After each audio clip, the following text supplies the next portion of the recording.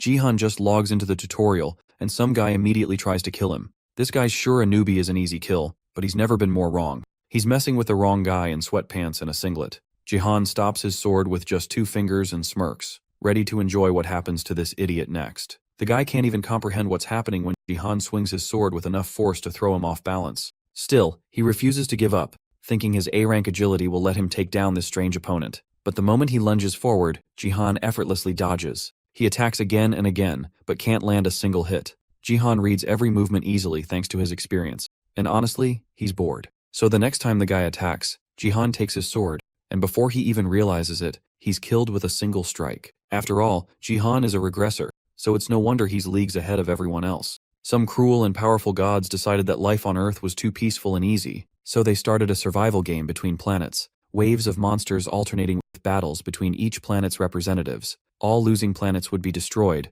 while the winners would gain incredible power. Jihan is the strongest awakener on Earth, and he wipes out the deadliest monster with a single punch. He loses his arm in the process, but still shocks everyone, because even all the awakeners combined couldn't defeat it. Because Jihan lost his arm, he isn't chosen to represent Earth in the next round against other planets. The others so-called top awakeners from Earth turns out to be total failures. Orcs crush them mercilessly, mocking humans as weak and easy targets. After their defeat, Earth's deletion begins and the entire planet and everyone on it is erased. Yet Jihan survives. His special skill prevents him from being deleted. The gods running this game notice his potential and give him a second chance. He wakes up back at the very beginning, in his own room. Everything looks peaceful. Children play outside without fear. Jihan realizes he has been sent back to a time of peace. Just to be sure, he opens his status window. His abilities have been reset to level 2, confirming that he's back at the moment he first entered this cursed game, which would later be transferred to reality.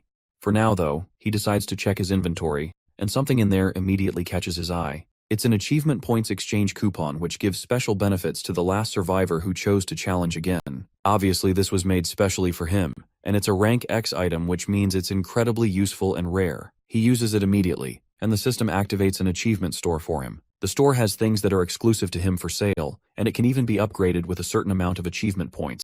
He will most likely get more options to choose from if he upgrades, and he needs to buy something that he can start using right away. There's not a lot of choices in the store, so he gives in and tries upgrading it. The level 2 expansion doesn't give anything particularly useful, so he upgrades it to level 3, and once again, it's not very useful to him. With only 50,000 points left, if he upgrades the store to level 4, then he will only have 10,000 points left. The higher he upgrades the store, the more expensive it will be to upgrade it again, so he's only got 2 choices.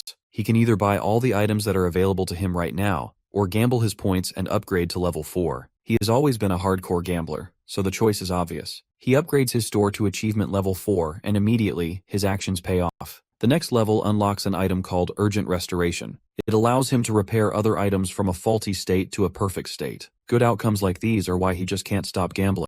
How can he possibly stop when he keeps hitting the jackpot over and over? Now that he has gotten this god-tier ability, it's time for the real test of his abilities. He heads to a room elsewhere within the massive penthouse, and uses his thumb to unlock access to a special area. He opens up the inventory of the BattleNet connector and finds exactly what he was looking for. It's an item called Dongfang Shuo's Spoiled Brush, and it's an A-rank item that even the inventory describes as useless. But with a little assistance from his new Urgent Restoration tool, he's able to repair it and turn it back into exactly what he wants. The A-rank Spoiled Brush becomes an SS-rank item that holds a link to the martial god. Before he can admire his handiwork though, a notification pops up, informing him that the tutorial for the Gangnam Bronze League will soon start. There's only 10 seconds left before he will be summoned to the arena, so Jihan has no time to waste. He calls for his status window and uses the brush to mess with his stats. The reason that he was able to rise up and become number 7 in the world in his past playthrough was because of an ability that eventually led him to being called the Martial Saint.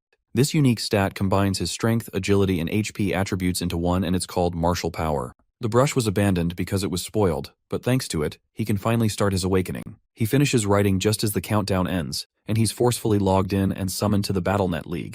The mission of this Bronze League tutorial is survival, and the players are meant to survive against monsters of the Colosseum along with 100 other players. Once half of the players remain, the survival game will come to an end, and the winners will be decided. Jihan Hurdle checks his status window as soon as he's summoned, and he's thankful to see that somehow he managed to do it. He obtained martial power, and thanks to it, he even gained 1,000 achievement points as a reward. This is just the first step in his ultimate goal of getting the nameless divine art. but with just this upgrade, he should easily be able to breeze through the Bronze League. The system also warns him that he is connected to the battle net without a connector, so because of that, he will suffer 100% of the pain in the game. Jihan remembers this from before the Space League started. During the tutorial period, people were able to reduce pain by buying connectors. The one that his brother-in-law Yoon Sejin used was a high-end product that reduced pain by up to 99%.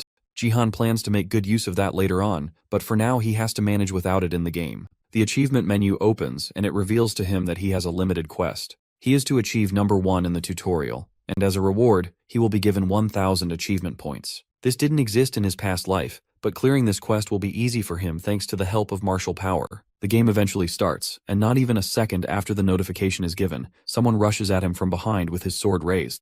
The surprise attacker looks like he's rushing to catch a newbie off guard and get a free and easy kill, but he's surprised when Jihan manages to easily stop the attack with nothing but 2 fingers. The man can't even pull his sword back and Jihan turns to him. Then he thanks the man for being generous enough to give away the first kill. This is easily the most enjoyable content in the game, and that is the ability to mercilessly slaughter people. Another thing in the world that completely changed with the introduction of the BattleNet is the addition of guilds. Guilds are groups of people that train and manage players, and everyone around the world is incredibly interested in the BattleNet. Because of that, each country put their resources into fostering players, and well-known enterprises also aggressively invested in the growth of players, allowing large and small guilds to be established in South Korea.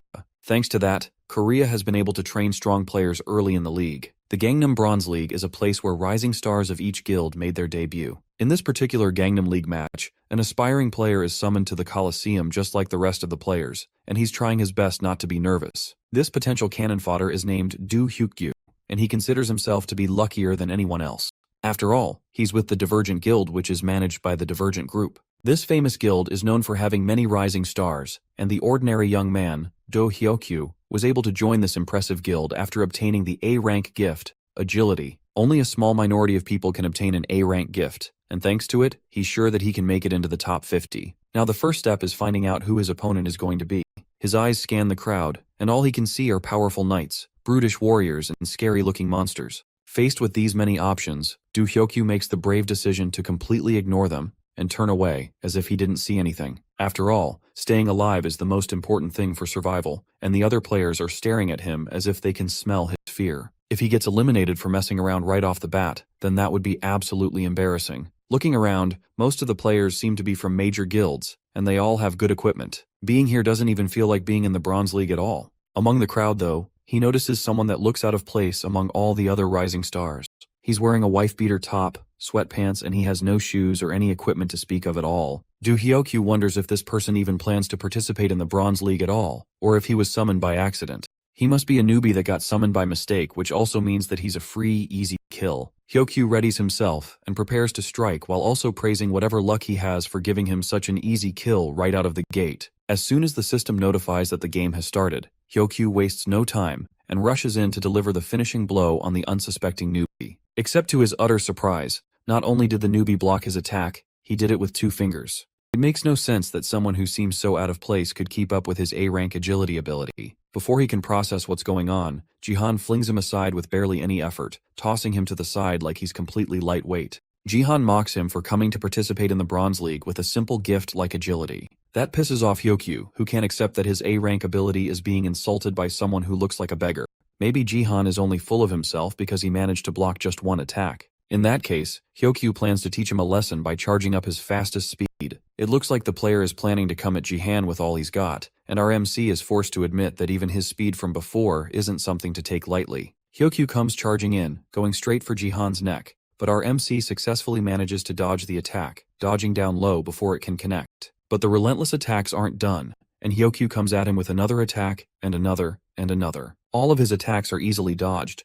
That doesn't mean that Jihan is having the best time. He's used to fighting with higher stats, but now his mind has to adjust to being back in a level 2 player's body. Hyukgyu isn't even that fast, it's Jihan who is slow, which means that this fight won't be as easy as he made it out to be. However, even with that, as someone who has experienced countless fights, the trajectory of his ambitious attacker is just too simple and obvious. Hyukgyu comes in for another large attack, and Jihan is done dodging this time. He smacks the weapon out of his attacker's hand, causing the sword to go flying in the air. Then before Hyukgyu can even process what just happened, Jihan jumps into the air, catching the sword and then stabbing it through his opponent's neck, finally ending the fight. Hyokyu falls to the ground, and as his body fades away in defeat, he promises that the next time that he and Jihan run into each other, that he's going to win. That causes Jihan to sigh in grief, and it really puts into perspective how nice this world is. Even when he's dead, he's still talking about his next battle. The system pops up and informs him that he has taken the first kill in the tutorial, and he obtains 100 achievement points for it. The sword unfortunately disappears since the player that owns it has died. Our MC doesn't need a sword, and now that he has gotten a pretty decent warm-up, it's time for him to move on to the next battle. First, he has to secure more than 5 kills to get a good position in this mission. As he expected though, no one is going after the monsters. In the battle net, apart from players, there are monsters too, but one monster kill is only 0.1 of a player kill, meaning that you would have to kill 10 monsters for a single player kill to be counted. Because of that, most people avoided the monsters entirely, especially in this situation where the monsters are mobs like orcs. Going after them would be completely stupid, but it looks like the system likes stupid, because it gives him a new quest to kill all 30 orcs in the Colosseum. Hunting monsters is definitely inefficient, but he's getting 500 achievement points as a reward, which is 5 times more than the reward he got for getting the first kill. If that's the case, then there's no reason not to go after the orcs. These basic NPC monsters are nothing compared to a real orc anyway, so it shouldn't be much of a problem for him. Since there's nothing holding him back, he decides to go all out on the unsuspecting monsters. The orcs at first can't believe that there's an almost naked human running towards them at full speed,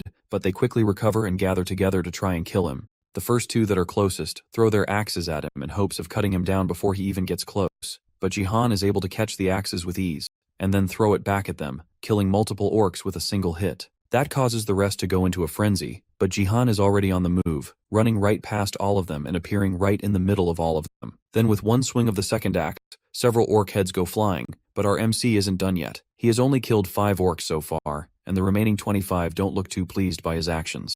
They are even more motivated to kill him now, but they are just no match for him. He moves faster than they can keep up with, and his battle experience shows up heavily here. Another orc rushes in with a spear, determined to kill Jihan quickly, but his weapon is easily caught and broken, leaving him standing confused and dazed as our MC goes in to cut him down with his axe. Except the axe unexpectedly breaks as he tries to attack the orc. That fills the orcs with a bit more confidence, and they think now that his weapon is broken, they should have an easier time dealing with him. All the orcs rush at him, and Jihan gives them credit for being so persistent, but no matter how much they try, he's just too much for them to take on.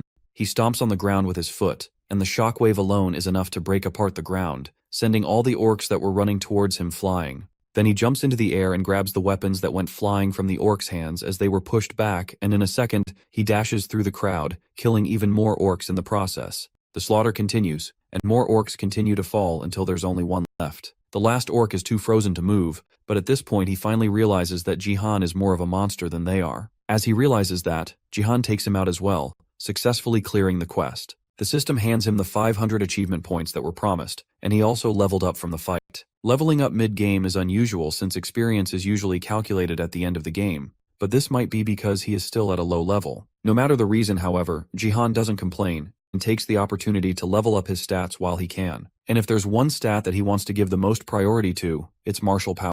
Martial power combines 3 stats together, and even if other people were to upgrade one of those stats at a time, a single level in martial power is able to double your abilities at minimum. There's also another reason why martial power is special to Jihan, and that's because once he hits level 30 in martial power, then he has a chance to obtain the unnamed divine arts. If he wants to get stronger, then he has to obtain the unnamed divine arts as soon as possible. However, there's a fatal flaw to the stat, and that's the fact that it's not easy to increase martial power.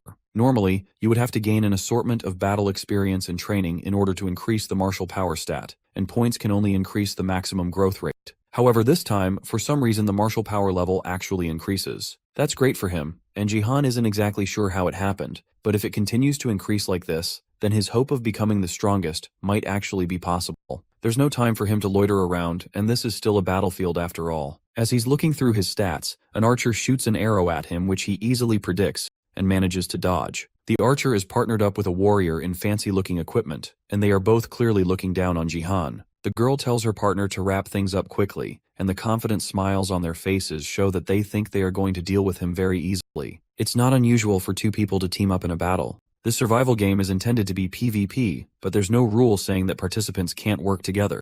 The logo on their clothes also shows that they are in one of the top 10 guilds in Korea, the Turtle Guild. The trouble with this matchup is the pairing of the two. A warrior and an archer is a combination of short and long-ranged attackers. The fact that they are in the same team also means this won't be easy for Jihan to take care of by any stretch of the imagination. A notification pops up, informing him that there are only 60 survivors left, and the tutorial is about to end. So many people have died already, and with the tutorial about to end, all Jihan has to do is dodge the attacks from the pair, and he should be able to survive till the end. But if the two of them came to specifically kill him, then he must look like an easy target to them. As Jihan tries to figure out what to do with these two, they are so confident in themselves that the warrior asks the knight out for dinner if he kills Jihan. Just before the fight starts, Jihan checks the scoreboard and sees that he is barely in first place with 4 kills. That means that if he manages to kill these two, then it will guarantee his rank. To start off, he goes after the archer first, killing her while she's still in the middle of being hit on by the warrior. With his martial power stat currently at level 6, they have no chance against him. The warrior is in shock that his partner died so easily, but he doesn't even have a chance to process what's going on as Jihan rushes up behind him and slashes at his back with his sword. Luckily for the warrior, his thick B-rank armor managed to save his life, and he thinks that Jihan won't be able to pierce through it with such a poor weapon. But Jihan keeps going, using the sword to stab at the armor over and over, slowly creating a hole in the same spot with his continuous strikes, until the gap is just large enough for him to take out the knight. Elsewhere, in a dimly lit office space, a woman watches a replay of the match with a cup of tea in her hand, right as Jihan cuts down the warrior. This woman is Lee Haeon, the 3rd Division head of the Department of Human Resources in the Divergent Guild. She thinks it's a relief that Jihan wasn't summoned right beside her bodyguard, Lim Gaiyong, who was in the same match as Jihan and managed to rank 2nd place. Gaiyong isn't thrilled about basically being told that she's weaker than someone, but Haeon still advises her to try and avoid fighting with the maniacal newbie. For now, what she needs Gaiyong to do is to collect data. However, as Gaiyong watches the video playing on her boss's monitor, she can't help but notice that she has definitely seen Jihan somewhere before. Lim Gaiyong of the Divergent Guild is known mainly for possessing an S-rank gift. She is the Divergent Guild's high-potential prospect, and her performance in the Bronze League lived up to everyone's expectations. She should have ranked first just as everyone hoped for her, and she most likely would have if it hadn't been for Xiang Jihan's appearance. The Turtle Guild's scout team can't help but yell in shock as he realizes that not only did Jihan beat some of their most promising members, but he also managed to rank first at only level 2 without any proper gear or affiliation to any group. He showed up in a wife-beater top and sweatpants and somehow managed to acquire 6 kills without any weapons. His performance alone in this match was enough to cause a lot of questions to pop up amongst the players in the world. The man himself relaxes back in his living room as he checks his rewards for achieving first place in the Bronze League tutorial. He gained an experience boost of 50%, and with it managed to go from level 3 to level 6. His level up speed is most likely due to the fact that he's still at rookie level, but it's a nice bonus regardless. He didn't gain any GP, which is the currency used by the system, but he did get stat points from his level up, which he threw directly into martial power. Once again, his martial power increases, going from level 6 to level 9. He also acquired a nickname, Tutorial Conqueror, which gives him an additional point in all his attributes, as well as an additional 20% experience boost. The nickname only applies in Bronze League, but it's fine in its own way. With that effect, he now has 10 points in martial power, which makes him incredibly overpowered in the Bronze League. The Silver League promotion battle will happen when he reaches level 25, so until then, he just has to focus on growing his power continuously. Those are already a lot of boosts to his stats and strength, but there's still one more thing he gained. By reaching level 5, he unlocked a class advancement, which means that he can now pick a class. When choosing a class, it's important that the player knows what each class brings to the table. There are 4 options to pick from: Warrior, Archer, Mage, and Support. In his previous life, he picked the Warrior class, and since he already has expert level knowledge of it, picking it again will make his life easier. But in his achievement store, there's an option to buy an extra class slot. With that, even if he chooses a different class this time, he can always add the Warrior class later on by buying it with 10,000 achievement points. Thanks to this, he doesn't need to choose the Warrior class first, and he can try out something else. His finger hovers over the options as he decides which one he's going to choose, and then eventually, he picks one. Later on, he's summoned to the Bronze League Gangnam area again for another mission. This place is filled with thousands of zombies crowding around each other, and the mission this time is defense. The zombies are at the bottom of a castle, and the players are to kill the zombies and protect the crystal resting at the top of the castle walls, while also doing their best to survive against the zombies. There are multiple towers, and the battle will continue until only 5 towers remain. On top of one of these towers is Lim Gaiyong, a warrior of the Divergent Guild, and she stares down at the zombies in disgust. They may be in a game, but that doesn't make the sight of decayed corpses any better. Behind her, the other players spawn in, and they seem to be familiar with the map as well as the mission. Gaiyong knows the people who have been matched up with her, One is an archer from the LK group, and he has strong-looking B-grade gear. Another is a mage, and he doesn't seem to be affiliated with any guild, but his equipment is impressive, and he doesn't look too bad for this level. These two look like good partners to work with, but the most important person in this particular mission type is the support. The defense mission is a long-term fight, and the support is the person that guarantees that they will be able to survive that fight. He's summoned last, and as the light clears, Gaiyong is surprised to see Seong Jihan appear as the support of their group. Just like last time, his gear is pretty unique, and he's sporting a tracksuit and a metal pipe, truly the strongest gear available. 20 minutes before he was summoned for the mission, he decided to choose the support class. As he selected the option, the system itself advised him that the class isn't compatible with him. The reason he chose the support class, even though it is so bad for him that the system has to reconfirm his decision, is because the class gives him a new ability called Divine Power that is unlocked after choosing the support class. Divine Power is something he desperately needs if he wants to grow another unique stat, but it's one of the harder abilities to grow. That's because it's not as easy to boost with training like other stats, and there's no way to raise it other than to invest extra points in it. Jihan doesn't want to do that, of course, because he's throwing everything he has into his martial power stat in hopes of gaining the nameless divine arts early. He would never waste his valuable points on anything else. Then why did he choose the support class and gain the divine power stat? That's because he knows of another way to enhance divine power, and it's a method that people aren't aware of at all. The secret lies in his shiny new pipe. The other players are just as surprised at the fact that Jihan is a support as Gaiyong, and the mage in particular doesn't hide his frustration with Jihan's superior outfit and gear. He yells at Jihan for choosing not to have better equipment, and even emphasizes how expensive his own gear is in comparison, thinking that Jihan having bad gear is because he is incompetent. The archer tries to calm the mage down before he says something that's way out of line, but the mage doesn't want to hear any of it. He calls Jihan filthy, and even says that he doesn't want to play the game with someone so bad who will clearly mess up their team. Gaiyong shuts her eyes in annoyance and questions the horrible luck that forces her into a situation to play with a troll.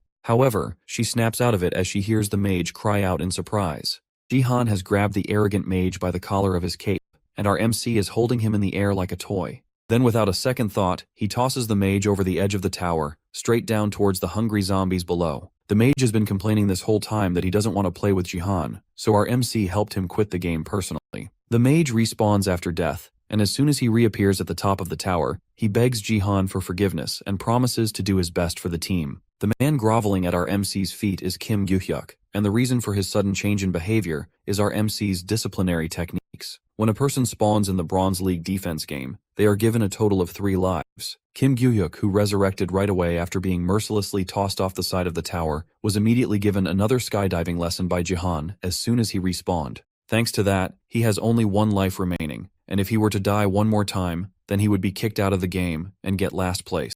That's why he's currently begging for his life at the feet of our MC, hoping that he's not thrown down to be zombie lunch again.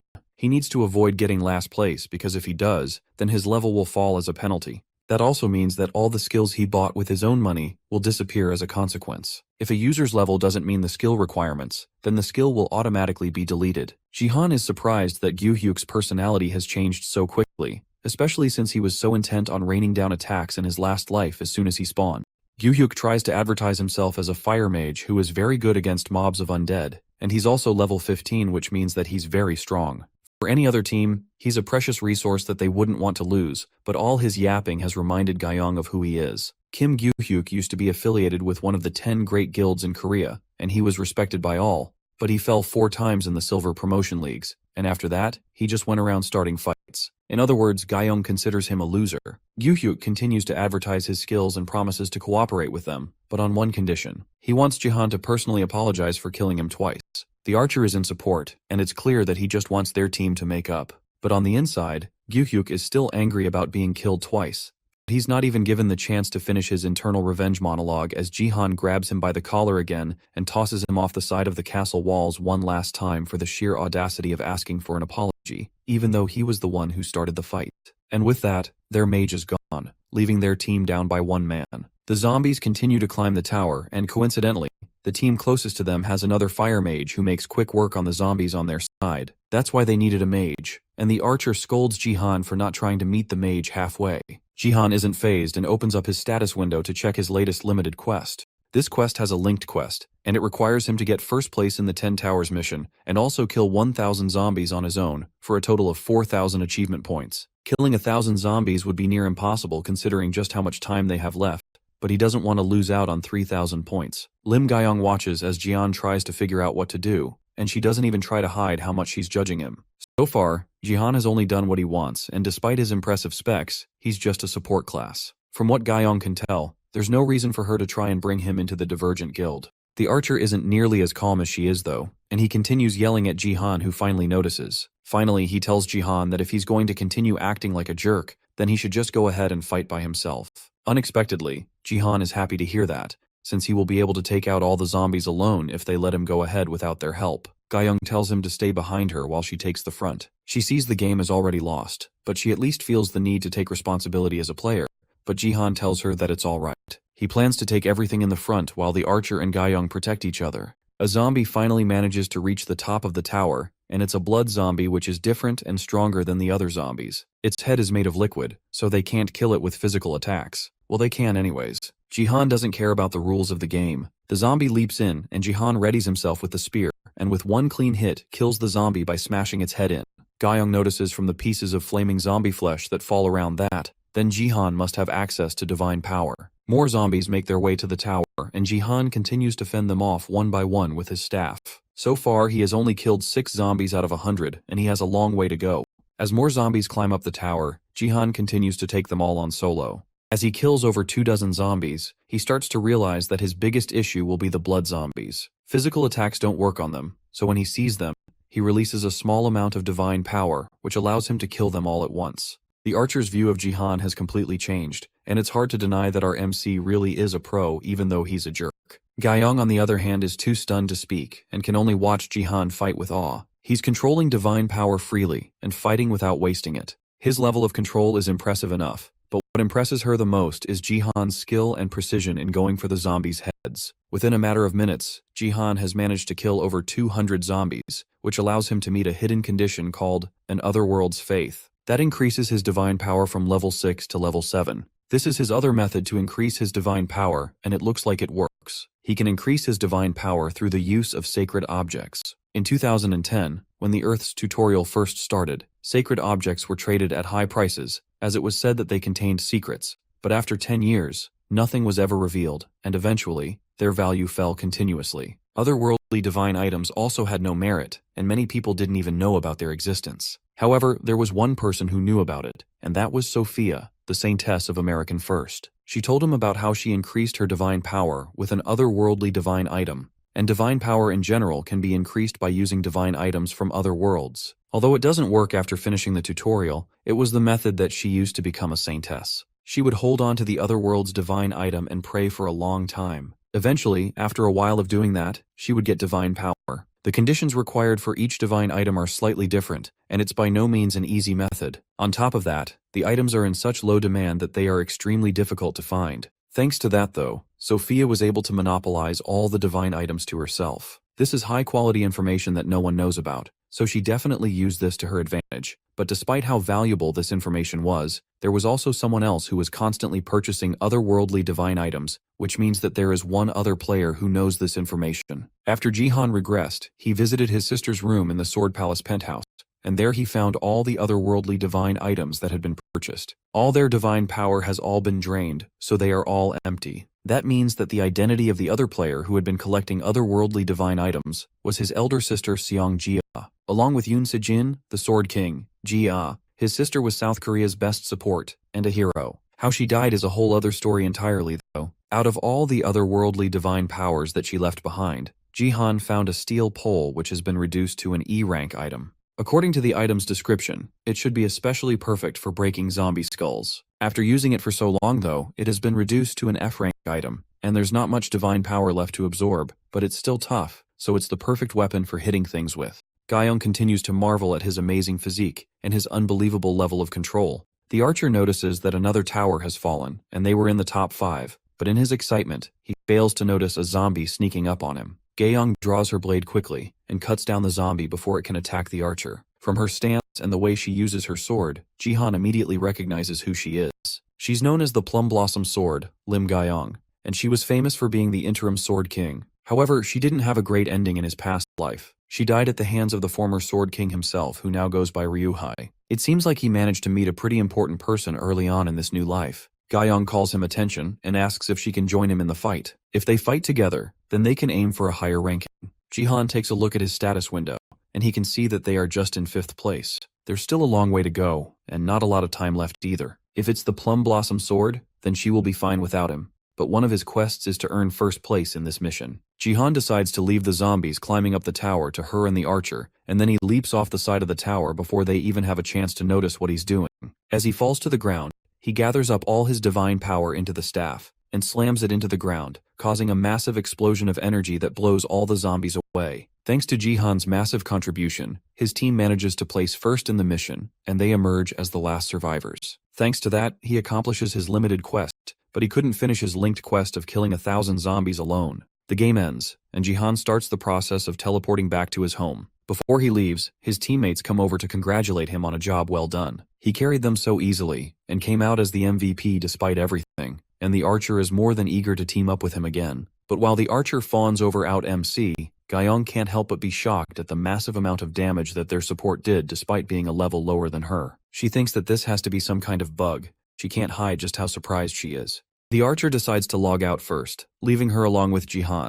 She takes the opportunity to approach him before he leaves, and even calls him by his name, which surprises Jihan. After all, they should have met at this point, but Gyeong doesn't care. With the potential and achievements that he has shown during these past few missions, she can tell that this man is definitely someone they need at the Divergent Guild. As a member of the Divergent Guild, she has to recruit him no matter what. But now that she's staring at him, she ends up accidentally asking for his phone number instead. Suddenly, her calm expression changes to extreme panic as she realizes that she skipped many steps to get to this point. She's asking for his phone number in the first conversation, and she has to hurry up and explain herself before he ends up taking it the wrong way. Before she can get her words out properly, though, Jihan apologizes and tells her that he doesn't remember his phone number right now.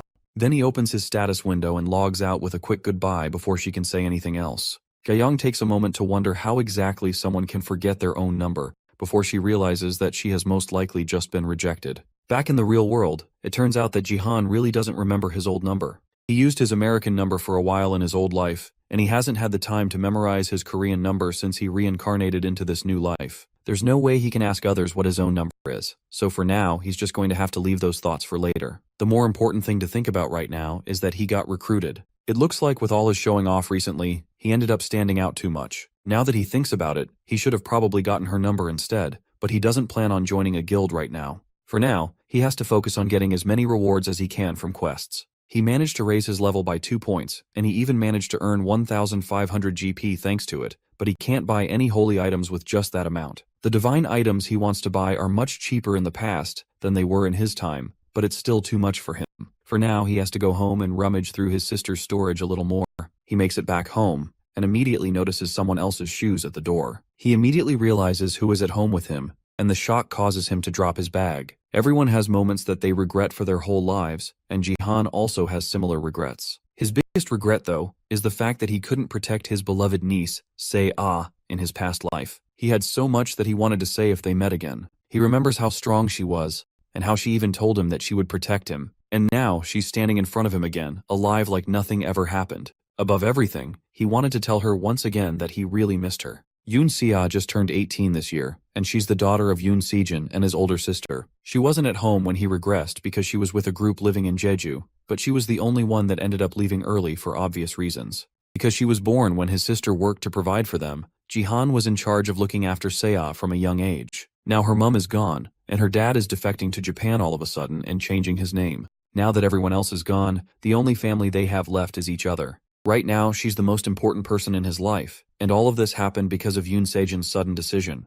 Earlier, Se-ah contacted her father to see what caused him to change sides all of a sudden, and he told her that he had fallen in love.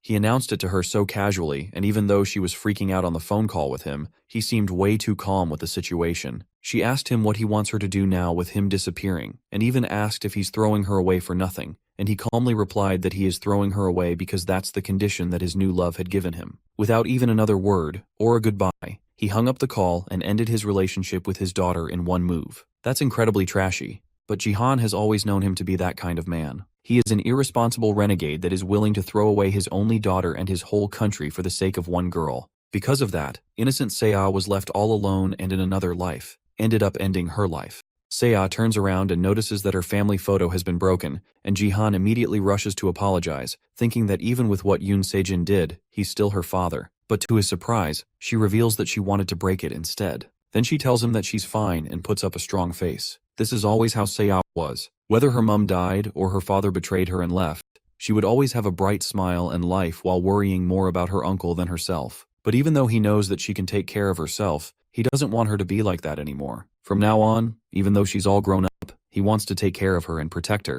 Seiya closes her eyes and allows him to hug her. But their moment is broken up when she tells him that he's sweaty. Elsewhere in the Seoul metropolitan city, Gangnam-gu, inside the Divergent Guild headquarters, Lee Hyeon doesn't even try to hold her laughter back after her bodyguard tells her about her run-in with Jihan. The beautiful Lim Gyeong asked for a man's number, and he refused. And on top of that, he used the lame excuse of saying that he doesn't remember his number. Her laughter causes Gyeong to accept that she isn't as beautiful as Lee Hyeon seems to think she is, but that couldn't be further from the truth. She just doesn't know how popular she really is. Even the few people that they have walked past can't help but stare and whisper about how cool she is. The two of them head over to the company lounge, and Lee Hyeon feels especially relaxed being there. The two of them are there to discuss what their plans are going to be regarding Jihan's recruitment. They have to recruit him no matter what, and even the higher-ups are pushing her to get him on their team as fast as possible. As they are talking, Hyeon notices a notification on her phone. It's someone broadcasting a live stream, and she's confused who this could be since there shouldn't be any big matches happening today. The person streaming is usually a gambling streamer that Hyeon follows once in a while. She calls it a strategy analysis, but it's just simple gambling. But the person hosting the stream is definitely not who they were expecting. It's Seong Jihan, and he's starting an impromptu stream seemingly with no announcements. On the other side, Jihan is setting up the camera while Seiya advises him from off-screen. Gyeong struggles to figure out why Jihan is showing up on a gambling prediction stream, but Hyeon is more focused on the title of the stream. Jihan is claiming to be the brother-in-law of the Sword King. The people watching the stream are also confused about the sudden announcement, and comments fly into the stream asking what's going on. The statue behind him is the Twin Sword statue, which proves that he's in the Sword Palace penthouse. Now that the stream has properly started, Jihan tells Seiya to step back. Then he channels power into his foot and stomps into the ground, cracking the floor below him and causing the pillar below the Twin Sword statue to shatter. Then he uses his fist to break the statue apart, shocking everyone watching the stream and causing thousands of viewers to flow into the stream. Now that he has made a big splash and caused a lot of people to grow interested in the stream, it's time for him to actually start addressing the Sword King, Yoon Sejin's naturalization to Japan. The place he's streaming on right now is called the BattleTube, and it's a streaming system of the BattleNet, and a platform that possesses unrivaled market share in the world. Since it is a part of the BattleNet, Jihan can also get quests linked to BattleTube, which include gaining a certain number of viewers, subscribers, and views. Thanks to this, he has another way to gain achievement points by making a splash on the platform, and destroying the Twin Sword statue is definitely one way to make a splash online. For Seong Jihan, there's no better situation than right now to cash in on all the rewards. As the viewers continue to pile in, he continues gaining achievement points from the multiple milestones he's crossing. Meanwhile, people are still shocked that he dared to break such an important statue, and as expected, a lot of dislikes are flowing in. There's also a certain number of commenters that have the same profile picture of a black logo with twin swords. These people are the Sword King family, and just the thought of them makes Jihan's eye twitch in anger. That crazy fanatic fan club of Yoon Sejin is what drove Seiya to her death in his last life. While they are people who supported the Sword King the most, their resentment after he moved on to Japan kept growing, and eventually, those emotions began to gravitate towards Yoon Sejin's only blood relative, Yoon Seiya. Their terrible words and anger never failed to reach Seiya no matter how far she ran, and in the end, she lost her life because of their senseless acts. Since they needed someone to blame and be angry at, they targeted his innocent niece, but this time, he won't let that happen. If they need someone to point fingers at, then Jihan will gladly become that target. RMC clears his throat and tells everyone to listen carefully, then punches the still crumbling statue to make sure that all eyes are still on him. Then he makes it clear by stating that Ito Ryuhei, their former Sword King, will not be coming back. As he continues his announcement, people start to recognize him from his past achievements, specifically the bronze tutorial where he made a huge impact by placing first, despite the odds. But the fact that he's still bronze definitely hurts his chances to act like an authority figure. Jihan ignores their conversation and then shows irrefutable proof to the camera, bringing his phone in close to the microphone to play a recording. This recording is from a call between Ryuhei and Seiya after the Sword King decided to naturalize as Japanese. On the call, Ryuhei clearly announces that the reason he is leaving Korea is because he found someone that he loves. He admits that he's leaving the country all for her sake, and he's even abandoning his only daughter without remorse. This is a condition that his new love gave him to be accepted. Now that the intended message has been passed across, Jihan ends the recording. People are left speechless, but most aren't convinced. It's pretty much just street gossip at this point, and not concrete evidence that their Sword King has left. To further drive in the point, Seiya comes on camera herself to continue the announcement. She announces that her father said that he will pass down the Sword Palace to her, but she doesn't want to accept the inheritance of someone who has abandoned his country and his family. Because of that, she instead plans to donate the Sword Palace to the country, in hopes that the donation will become a huge support for the growth of young Korean players. As she continues her announcement, Jihan smiles as his plans come together beautifully. Half an hour earlier, he first told Seiya that he wants them to give away the house. Just like everyone else, she was confused that he would suggest such a thing. Why on earth would he want to give away everything they have? He can't tell her the real reason, and he doesn't even know if he can fully convince her if he tried. After all, since they are not selling the building and instead casually giving it away for free, it would seem like a truly insane decision. But Jihan has to convince her to do this for her own sake, no matter what. In his last life, after Yoon Sejin destroyed Korea by becoming Japan's representative, the anger of Koreans grew so uncontrollably that they ended up confiscating all the assets of Yoon Sejin, including the Sword Palace that they live in. Seiya had nowhere to go and she couldn't withstand all the stalking and threats from the Sword King family. At the end of everything, she took her own life. Since this place is going to be taken away anyways, it'd be better to give it away to win Korea's favor and keep Seiya safe. To Seiya though, he's just a freeloader uncle that drinks all day at home, and he certainly can't tell her that he came from the future either, but he has to find a way to convince her. Surprisingly though, while he was still thinking about how to get her on board with his idea, she surprisingly agreed to his plan. He had to take a moment to double-check if she's really alright with this, since even to him, his sudden request would make absolutely no sense. The reason she has decided to trust him is because he's not the kind of person that would suggest something like this for no good reason. More importantly, it's been a long time since Seiya has seen this confident side of him, so she decides to trust his judgment. Thanks to her impressive resolve, he managed to make this situation a reality. That doesn't mean that there won't still be problems going forward, though. The Sword King family is still up in arms, and they are specifically calling out Jihan as a fraud and a con man. That's exactly what he wants from them, though. He wants them to keep firing their insults at him and avoid messing with Seiya completely. But this still isn't enough to finish the job. To make sure that everything is perfect, he's going to need to drive one final nail into the coffin. He steps back into the camera's view and calls out Yoon Sejin specifically. He tells them that the reason the Sword King gave for leaving is because of a woman, but the truth is that he's a has-been. Seiya can only watch since this definitely wasn't in the script from earlier, and she doesn't know what to do. The commenters start going crazy, with some not believing that he would say such a thing, while others can only laugh at the absurdity of his claim. Jihan continues provoking him, claiming that the only reason Yoon Sejin left was because he knew he wouldn't make it in Korea. Even Gaeyong and Haeyeon can't help but scream at the things he's saying. Then Jihan finishes it up by saying that Yoon Sejin should stay well in Japan, because they will be meeting soon so Jihan can crush him. The stream ends after that, and the two of them head back into the house to freshen up. Seiya confronts her uncle with the chaos that has started online due to his statements. Both Korea and Japan are in an uproar because of what he said, but Jihan isn't worried. He assures her that nothing will happen, and that they should just ignore all the publicity this is bringing them so she doesn't get stressed unnecessarily. Because of his recent actions, Seiya can't help but notice that something seems different about her uncle. It's almost as if he became a different person overnight, but it's not surprising that she feels this way. After all, there's no way that he would act normally after dying and regressing to the past. He asks her if all she saw in him was a freeloader who drinks all day, and Seiya tries to backtrack her words, even though she does think that it's true that she saw him that way before. As they are talking, the doorbell rings, and Jihan already knows who it is, but he wasn't expecting them to come over this early. Now that things have come to this point, it's time for him to start earning some money. Elsewhere in Tokyo, Japan, Yoon Sejin watches over the news as he sits beside a sleeping woman on the bed. The news recounts the events that have happened recently, and states that the relationship between Korea and Japan is only expected to get worse continually due to his naturalization to Japan. It's only gotten worse since news has now spread that he did all of this for a woman. Now with Jihan, Yoon Sejin's brother-in-law, coming out with even more provocation, things are only set to get worse, and now all that's left is to see how the Sword King will react. It could even be said that Jihan is a representation of Korea's fury. The woman gets up from the bed, and Sejin turns off the broadcast, afraid that he had woken her up, but she assures him that she doesn't need to sleep anymore. She's more worried about him and the hard times that he will go through going forward, but Ryuhei stops her and tells her that she shouldn't call him Sejin anymore. He has taken her name, and that's how he wants to be addressed going forward. This woman, Shizuru, clings onto him and assures him that he's still Yoon Sejin, Korea's #1 player, and that truth hasn't changed. But there's a strange power to her words. and it looks like the things she's saying to him have a much heavier ability than just being mere words. Then she pulls him close and the two of them kiss as she reminds him that she is her Yoon Se-jin. Back with our protagonist, he opens the door and standing outside is the man that he was expecting. This man is a government official, and it looks like he and Jihan at least know each other a little bit. His name is Park Yoon-sik, and he's the department manager of the BattleNet in South Korea.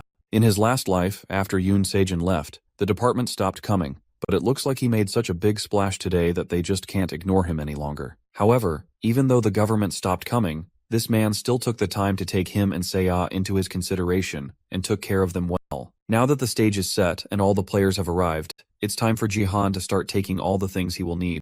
The three of them sit down to talk, and Yoon-sik gets straight to business. He knows that they won't be able to bring the Sword King back, and the government is aware of this as well, but they can't let the citizens know about it just yet. The Korea vs Japan match will be taking place soon, and they need the people to be in high spirits for that. Jihan can see where this conversation is going and tells Yoon-sik to get to the point and stop beating around the bush. What they really want is for Jihan to return the donation of the Sword Palace, since if the government accepts his donation, it will be official recognition that the Sword King isn't coming back. Yoon-sik is shocked that Jihan hit the nail on the head so easily, and even he starts to believe that Jihan really has become an entirely new person. The Jihan of before was just a jobless alcoholic addicted to gambling. Setting aside his shock, Yoon-sik confirms what Jihan says, but tells him that they haven't fully given up on the Sword King's return. So instead of completely giving it away, the government would like to suggest a co-signed management instead. That means that the ownership will change to someone else, but they still have joint decisions in the affairs. It's a way of making sure that they can still be prepared for the return of the Sword King. The government also wants the two of them to continue residing in the Sword Palace, which in the end makes this a win-win for both sides. Yoon-sik slides a document towards them which goes into more details about the agreement, and he urges them to read it over and think about it. It looks like they really put a lot of thought and consideration into this. Jihan really was just going to hand it over, but if they are willing to do this, then it's even better for them. However, in exchange, there's a favor that Jihan would like to ask for. Time passes after that event, and yet another match is about to begin in the BattleNet. A streamer named the Golden Light starts his stream, and viewers immediately come flooding into the BattleTube to watch him. The streamer stands proudly on top of the Colosseum statue and welcomes everyone to his stream. The players below start spawning into the match, and Golden Light jumps down to join them as he continues entertaining his viewers. Someone gifts the stream and tells Golden Light to make sure to teach the bronze players a lesson. Everyone else watches in annoyance as Golden Light dances to entertain his viewers as a thanks for the donation. They definitely aren't as happy to see him in their lobby as his viewers are, and that's because underneath that innocent smile are incredibly devious intentions. He became a popular streamer because of his appearance and hyperness, but also because he is an infamous troll. He used to be a respected gold leaguer, but he demoted himself to bronze on purpose for the content, calling it deep sea traveling. He doesn't care about the game itself, and only cares about having fun, which makes him the pinnacle of a troll. Even though he has demoted himself to the lowest league, his equipment and stats are still at gold rank, so he is known for harassing and killing bronze players who are weaker than him. Now that he's here, and his eager fans are watching him expectantly, it's time for Golden Light to search for his first victim. He looks through the crowd of players, and his eyes eventually fall on potential content. Without missing a beat, Golden Light runs over to Jihan with a microphone in hand, eager to interview the man who recently became the talk of the town. At this point, Jihan goes by many nicknames and people have been showering him with attention. John, on the other hand, is just confused about who this golden boy is. He's obviously a BattleTube streamer, and he's way too loud for Jihan's liking. But now that he thinks about it, there are quite a few BattleTube achievements that he hasn't accomplished yet. Since the opportunity has come, Jihan might as well start his own stream for his viewers. He completely ignores the shiny boy and summons his own BattleTube window to start a stream. Golden Light's viewers also notice the on-air mark above Jihan's head and realize that our MC is streaming. As a result, they start leaving to watch his stream, and our bright boy can't help but shake in fear as he realizes that he practically advertised Jihan's stream for free. Now that things have come to this, he needs to figure out a way to get people to come back to his stream. As he's thinking, he gets a notification from someone with a Sword King obsessed username, encouraging him to kill Seong Jihan so that he ends up in last place. The reward for completing this achievement is 2,000 GP. 1 GP is about 1,001, so this is a 2,000,001 quest. The people who started the donation are none other than members of the Sword King family. When Golden Light doesn't immediately accept, other members of the Sword King family come together and continue increasing the reward. It's clear that these people clearly have a grudge against Jihan, but he had no idea it was to this extent. They continue increasing the rewards and it passes 30,000 GP and even reaches 40,000 GP. Unfortunately for him, the remaining players are summoned, which causes donations to stop at 42,000 GP.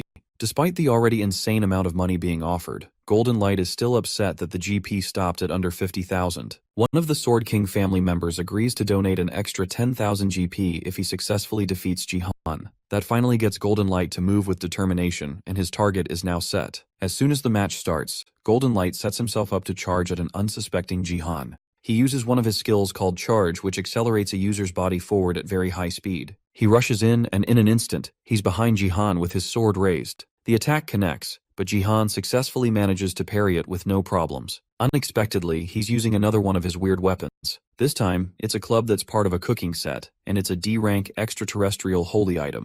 Jihan is still surprised that despite swinging with all he had, Golden Light's weapons somehow survived the attack. Since things have come to this, Jihan also summons a sword to use out of etiquette. In a matter of seconds, Jihan is able to cut down Golden Light with simple and precise strikes, and the commenters realize that he's using sword chi, which normally shouldn't be possible for someone in Bronze League. He's also using White Sacred Flames, which are a divine power. But if he's using divine power, that means that he's a support. Regardless of how he did it, Jihan has successfully gotten first blood, and all with a D-rank kitchen knife holy item that's also part of the cooking set of divine weapons.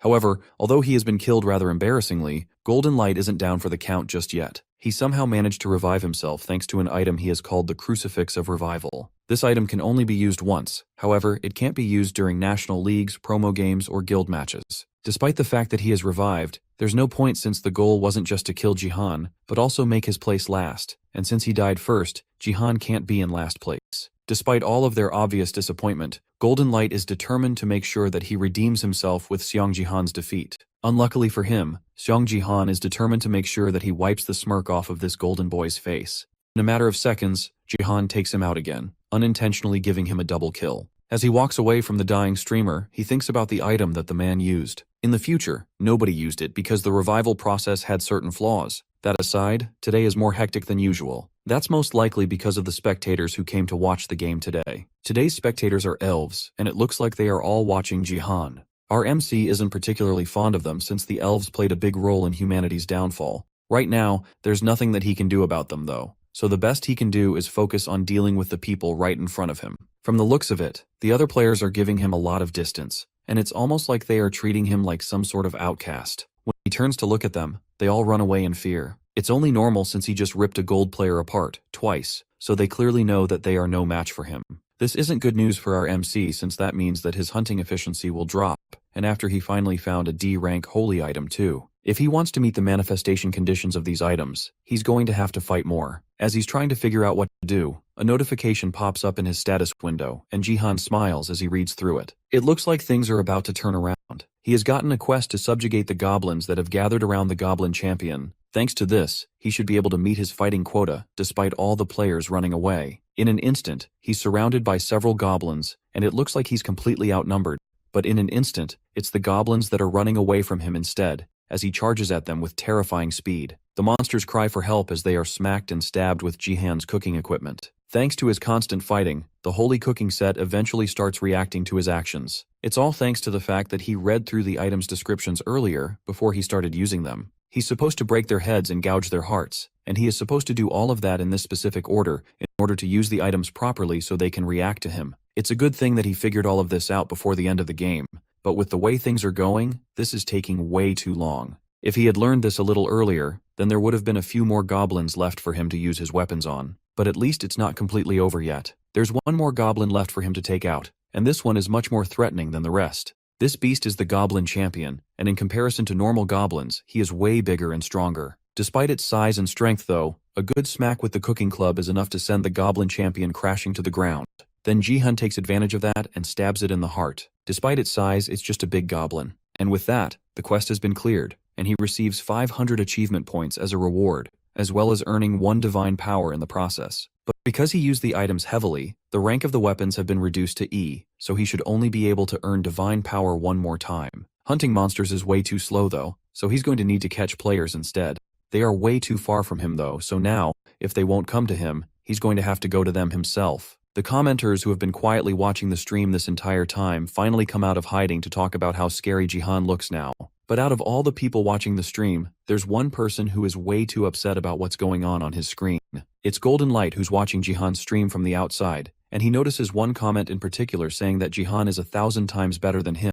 While he's upset about the way they are talking about him, he's more curious about the beast that is Jihan. From his fight with the goblin, the system has calculated his estimated stats, and his average strength is about 35. The average of a Bronze League player is 25, and Jihan is somehow 10 points above that. None of this makes any sense, and Golden Light even starts to think that Jihan must be using some kind of hacks. As he lays on the bed, lamenting his failure, and the cracked beast that is our main character, he hears screams of terror coming from his monitor. He looks up just in time to see Jihan smacking someone in the face with his club. In a matter of seconds, Jihan has taken out multiple players at once, and the all-out brawl is entirely one-sided. In a matter of seconds, Jihan has killed countless players with ease, bringing the number of total players down to minuscule numbers. The remaining players realize that this isn't the time for them to be fighting amongst themselves. This is the time for them to come together and beat up this hack user. A mage and an archer are the first to come together and try to take down Jihan, but their attacks are blocked or pushed away with ease. After a while, they stop attacking completely once it looks like nothing they do will work on Jihan. They don't even try to fight back anymore and just stare at this beast in disbelief before he comes over and puts them out of their misery. Jihan has managed to get a total of 10 kills, and his viewers are going wild after watching the awesome feat of taking all the players down. Thanks to his massive number of kills, the cooking set starts reacting again, and he gains another point in divine power as a result. Then the items downgrade once again to F rank, making them practically useless. He also clears a hidden quest which required him to get 10 kills in the Colosseum. That gives him an additional 5,000 achievement points as a reward. With divine power and achievement points in the bag, Jihan has successfully gotten everything he wanted, but something is still missing. He needs something definite and strong to boost his power as high as it can go. Then he notices that he has gotten an epic quest that requires him to find the Shadow Queen located near the spectators in the Colosseum map and provoke her. An epic quest isn't supposed to appear in the Bronze League, but the more important thing is the rewards, which are 50,000 achievement points, as well as the constellation Shadow Queen's interest. A constellation is an absolute being that represents a star, and they are divine beings in the BattleNet.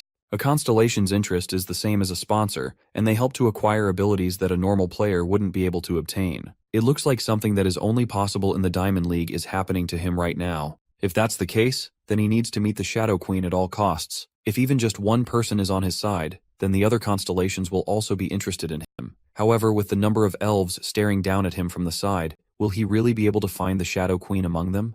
Outside the game, though, the world is recoiling at Jihan's accomplishment. Seong Jihan's record of 10 kills at the Colosseum was a first in the country after Yoon Sejin. News of it quickly spread across social media communities, and as a result he gained around 10,000 subscribers, and his streams gather up to 4,000 simultaneous viewers. Those from the Sword King family who hoped for Jihan's ruin in turn became his supporters. Now all the resentment was directed at Golden Light, who unintentionally became Jihan's stepping stone to stardom. His reputation has practically gone into the gutter after recent events, and he's struggling to figure out what he should do to fix it. Since there aren't many options, Golden Light instead decides to jump on the Seong Jihan train too and become one of his supporters. From this point on, Golden Light now hopes to become Seong Jihan's editor and make him BattleTube's best star.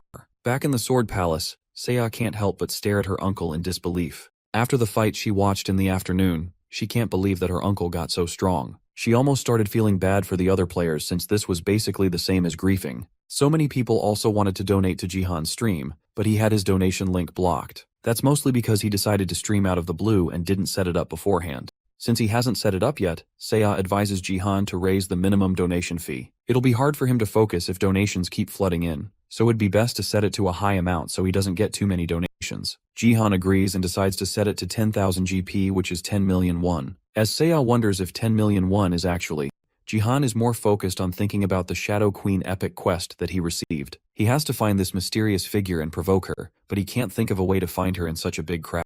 Seiya notices the concentrated face he's making and asks if he wants her help. Her attitude reminds him so much of her mother, and Jihan smiles at her. Since there's no wrong in it, he gets up and decides to tell her what's been bothering him. He tells her about the epic quest and the Shadow Queen, and even she has no idea who that could be. All they know for sure is that she's in the audience. Seiya decides to watch replays of the matches and look for her in the audience. With her on the case, things should move more smoothly, but Jihan still feels bad that he had to ask her for help. Finding the Shadow Queen would be like looking for a needle in a haystack. Now that he has distracted her though, he should have enough time to take care of the settlements that he has been pushing off. With all the achievement points that he has gathered, he buys another class slot, and now it's time for him to add a new class and gain new powers. There are 3 options for him to pick between Warrior, Archer, and Mage, and out of them, he decides to become a Mage. As soon as he adds the new class, he starts to feel a new power flowing from his heart.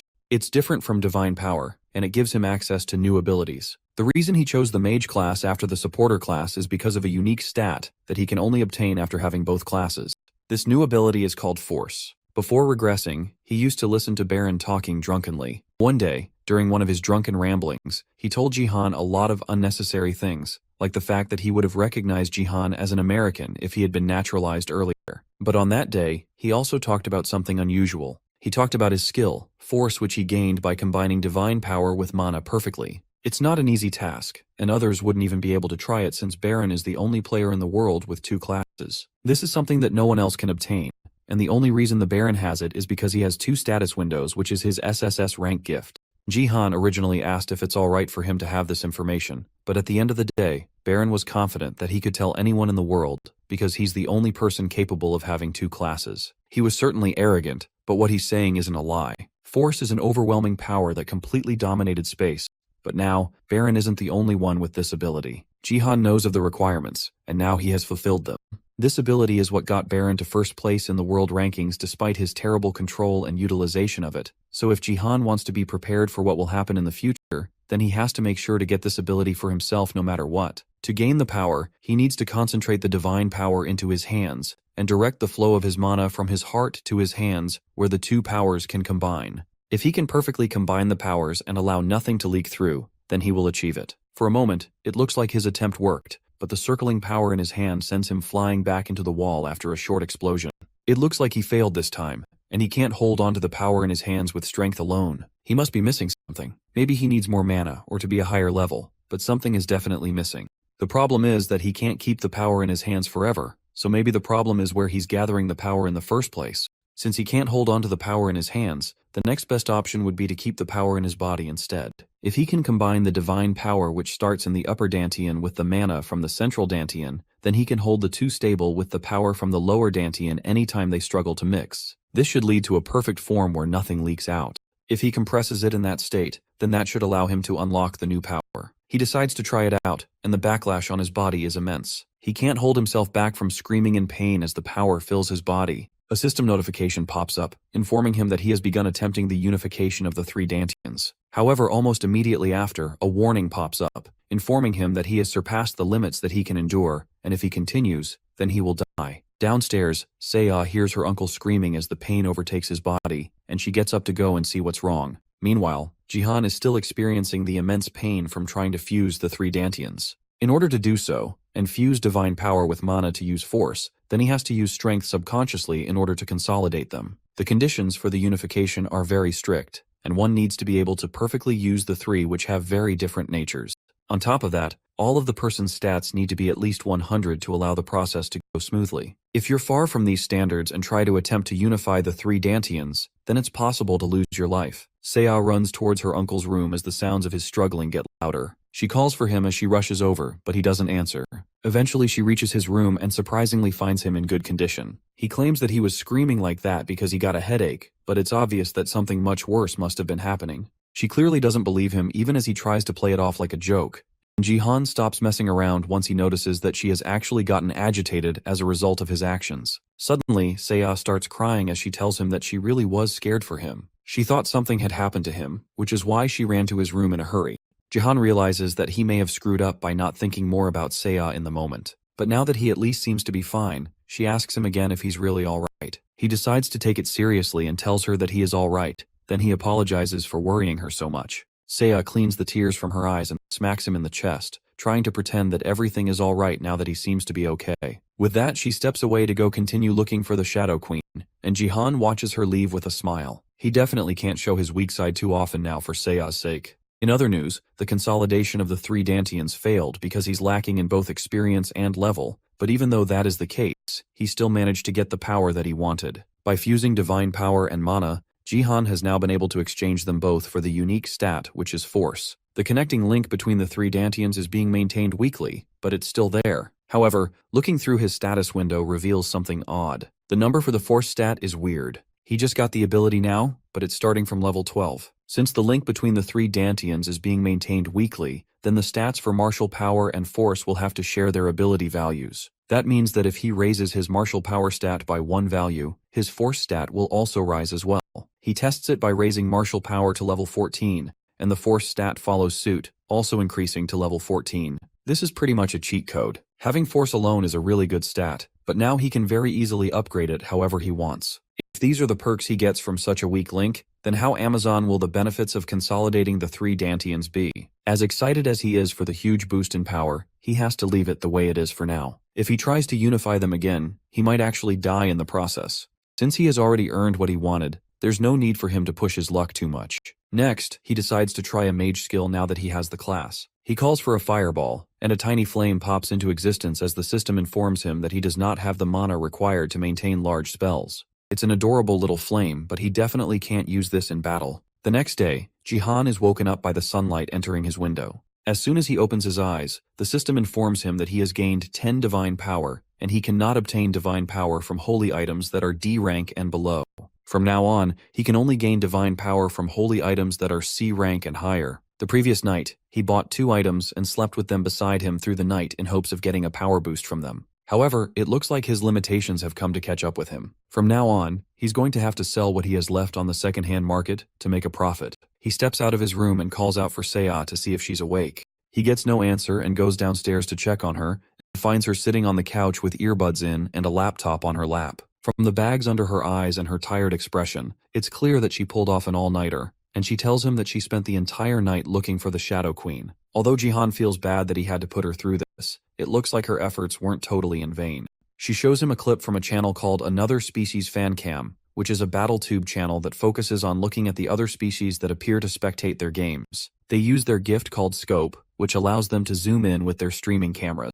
Thanks to them, Seiya managed to find something interesting in the replay from the match that Jihan was in recently. Up in the spectator area, sitting in what seems to be specially made thrones, there are 2 elves that certainly meet the criteria for queens with their high-ranking appearance. One of these elves specifically is a dark elf who certainly looks like she holds some sort of royalty.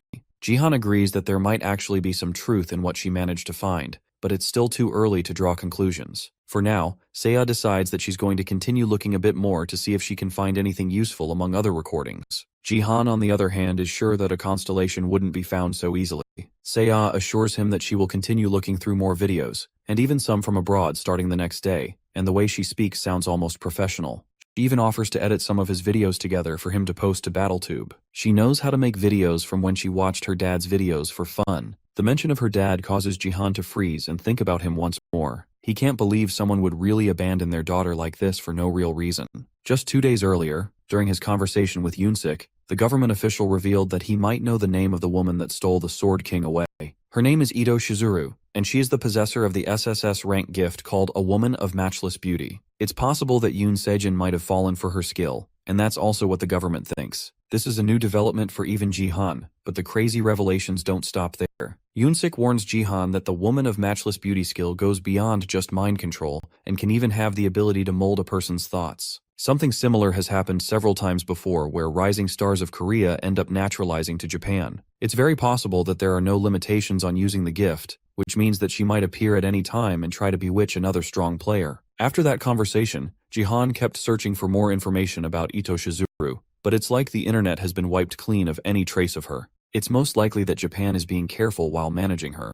Because of that, Jihan can't find anything out right now, but if what Park Yoonsik is saying is true, then Jihan has to try and be pretty careful as well. There's a chance that they have already started moving. Meanwhile, as he's thinking about this, a plane descends into a Korean airport, and on the wing, it's written that the plane belongs to the NEO Self-Defense Force. Eventually, time passes, and it's time for another major event in the small family's lives. Seiya waits at the door for her uncle, who seems to be taking his sweet time preparing. If they waste any more time, they're going to end up being late. Eventually, Jihan finishes his preparations and comes out to meet her. His hair is slicked back and styled, and he's dressed in a fancy-looking suit. In this getup, he's definitely ready to meet their new guests. The 2 of them head into the elevator, and on the way down, Seiya is visibly shaken. Jihan tells her to relax and not worry about anything, but Seiya can't help being a little bit nervous. This is her first time making an official public appearance after her dad's incident. Jihan tells her that there's no need for them to care what others think, since they haven't done anything wrong. Eventually, they reach the lobby floor of the Sword Palace, and they are met with a large gathering of people. Almost as soon as they exit the elevator, they are met by Park Yoon-sik, who tells them that everything Jihan asked for is ready, so they can go in right away and start the procedure. Jihan thanks the advisor for his help and trusts him to take care of everything till the end of the event. This is the favor that Jihan had asked for back then when they were discussing the status of the Sword King and his assets. Jihan asked them to organize an auction of the Sword King's collection, where they would sell Yoon Sejin's beloved items and other possessions. The point of this entire auction is to lure Japan over, and Jihan also made sure to choose the specific items of the auction for that purpose too. The main item is Yoon Sejin's battle connector, and all the battle data stored within it. It's likely that if Japan shows up, that is definitely what they will try to take. Depending on the situation, the Sword King himself might step in to try and take the battle connector. No matter what he does though, the Korean citizens will be forced to face the reality that the Sword King is gone and most likely will not be coming back. Yoon-sik silently listens to Jihan's plan and notices that it's almost as if Jihan can see into the future. This is their last chance to change public opinion, and because of that, Jihan asks that they have the reporters pay special attention to the NEO self-defense force table. As they walk towards the main lobby, some people barge into the building and try to call for Seo to stop. The bodyguards at the door stop them, and the group of people declare that they are Seo's family, and they are related to her. These people are her aunts and uncles, and they are here to try and stop her from starting the auction and selling off the Sword King's precious items. They also don't try to hide the fact that they think Jihan forced her into doing all of this. They continue hurling insults at Jihan, but Seo steps up and stops them. After all, her aunts and uncles got kicked out from the Sword Palace in the first place for using her dad's name to defraud other people. She knows that the real reason they are here all of a sudden is because they want to take her dad's money now that he's gone. She knows what she's doing since all that her dad left is hers, and they have no right to argue over it with her. She knows that there's no point talking to them, and with nothing else to say, she turns and walks away from them, ordering the guards to kick them out as fast as possible. As the outsiders continue trying to fight their way in, Jihan compliments Seo on how cool she was just now. She really knows how to stand up for herself despite everything that she has been through. The three of them make it to the lobby hall where the auction will take place, and the area is already packed with news reporters as well as the people who are interested in the items. As soon as they walk through the doors, the reporters immediately start taking pictures of him and trying to ask him questions. They also bombard Seo with endless photographs and questions, not even giving them any time to answer. Jihan is tired of the constant barrage of questions and uses force to shatter the cameras and stop them from working. Now that the noise has finally stopped, Jihan reminds them that they are currently at an auction event, not a press conference. Then, with everyone finally nice and settled, he prepares to start the event. 3 items have been prepared to be given out for this event. The first is Yoon Sejin's BattleNet connector, which decreases the sense of pain by 99%. It also comes included with all the data saved by the connector. Finally, there is the analysis of battles made by Yoon Sejin himself, an analysis on East Asia's high-ranking players. The Sword King's data is very precious, and the analysis data is going to be really useful, especially since the Korea versus Japan match will be taking place soon. From the murmurs in the audience, Jihan can tell that no one would want to let go of any of these items. A high-end player's analysis data isn't something that you can get anywhere. As soon as he's done talking, someone raises their hand from the audience, and Jihan recognizes them immediately. He introduces himself as Takeda Kazuo, a recruitment manager of Japan's NEO self-defense force. He immediately offers 5 billion yen for all the lots in the auction. On top of that, he also wants to request a private meeting with Jihan and Seo. His intentions are incredibly obvious, and he doesn't even try to hide what he really wants from this meeting. Jihan doesn't want to play those games and tells the man directly that if there is something he wants to say to them, then he can say it right there in front of everyone. With the recent events that have happened, this isn't really the time and place to accept private meetings. Takeda wipes the sweat from his brow nervously because of the way Jihan is glaring at him. Then he warns our MC that if he keeps acting so aggressively, then someone else might have to step in. Immediately, the bodyguard who was silently standing behind Takeda rushes forward in the blink of an eye and places her sword against Jihan's neck. Her name is Shadow, and although she's not comparable to the Sword King, she's still an amazing player. Their threats aren't even well disguised, but Jihan isn't fazed at all by this blatant copycat of Yoon Sejin. Everything afterwards happened in a flash. 1 second, Shadow's blade appeared in front of Jihan. The next moment, our MC punched her clean in the jaw, causing her to stagger backwards. She falters for a moment, but then her anger takes over, and she prepares to draw her sword, intent for a fight. But Jihan calmly places a hand on her shoulder and reminds her that the auction is being streamed live through his battle tube, worldwide. There's no way that she can swing her weapon while everyone is watching, but Takeda quickly calms the situation down with a laugh and a wave of his hand. Then he personally apologizes for his bodyguard's harshness and apologizes in her stead. But despite that, he still doubles down on his offer of 5 billion yen. and the money must also include the private meeting he asked for. But this time, he wants to hear a response to his offer from Seiya. After all, the Sword King's possessions belong to Seiya right now, so she's the real owner of this auction. He walks past Jihan and goes directly to Seiya, informing her that the private meeting is specifically for her. She should want to know where her father is, and Takeda promises that he will answer any questions she has about him. As Seiya struggles to give an answer, Takeda is completely sure that she will agree. There's no way she can reject this offer to talk to her own father. However, despite his cockiness, she blatantly declines his offer. The response gives Takeda such a shock that he loses some pixels. He can't believe that she would give up 5 billion yen just because of a private meeting. That's the equivalent of 50 billion won in Korean currency. As much as that would be great money, she understands that Jihan is right. They need to be careful because of the times, and if her father is only available for communication through money, the Seiya doesn't want to know anything about him. On top of that, Seiya is a minor, so she has to do what Jihan says at the end of the day. The rest of the audience sighs in relief since they thought that these high-value items would be sold to Japan. They can't let their guard down just yet though. And even though she rejected the meeting, the NEO Self-Defense Force can still offer an absurd amount of money. Takeda takes a small breath and accepts that they have rejected his offer for a meeting, but even if that's the case, he still bids the 5 billion yen for the items anyway.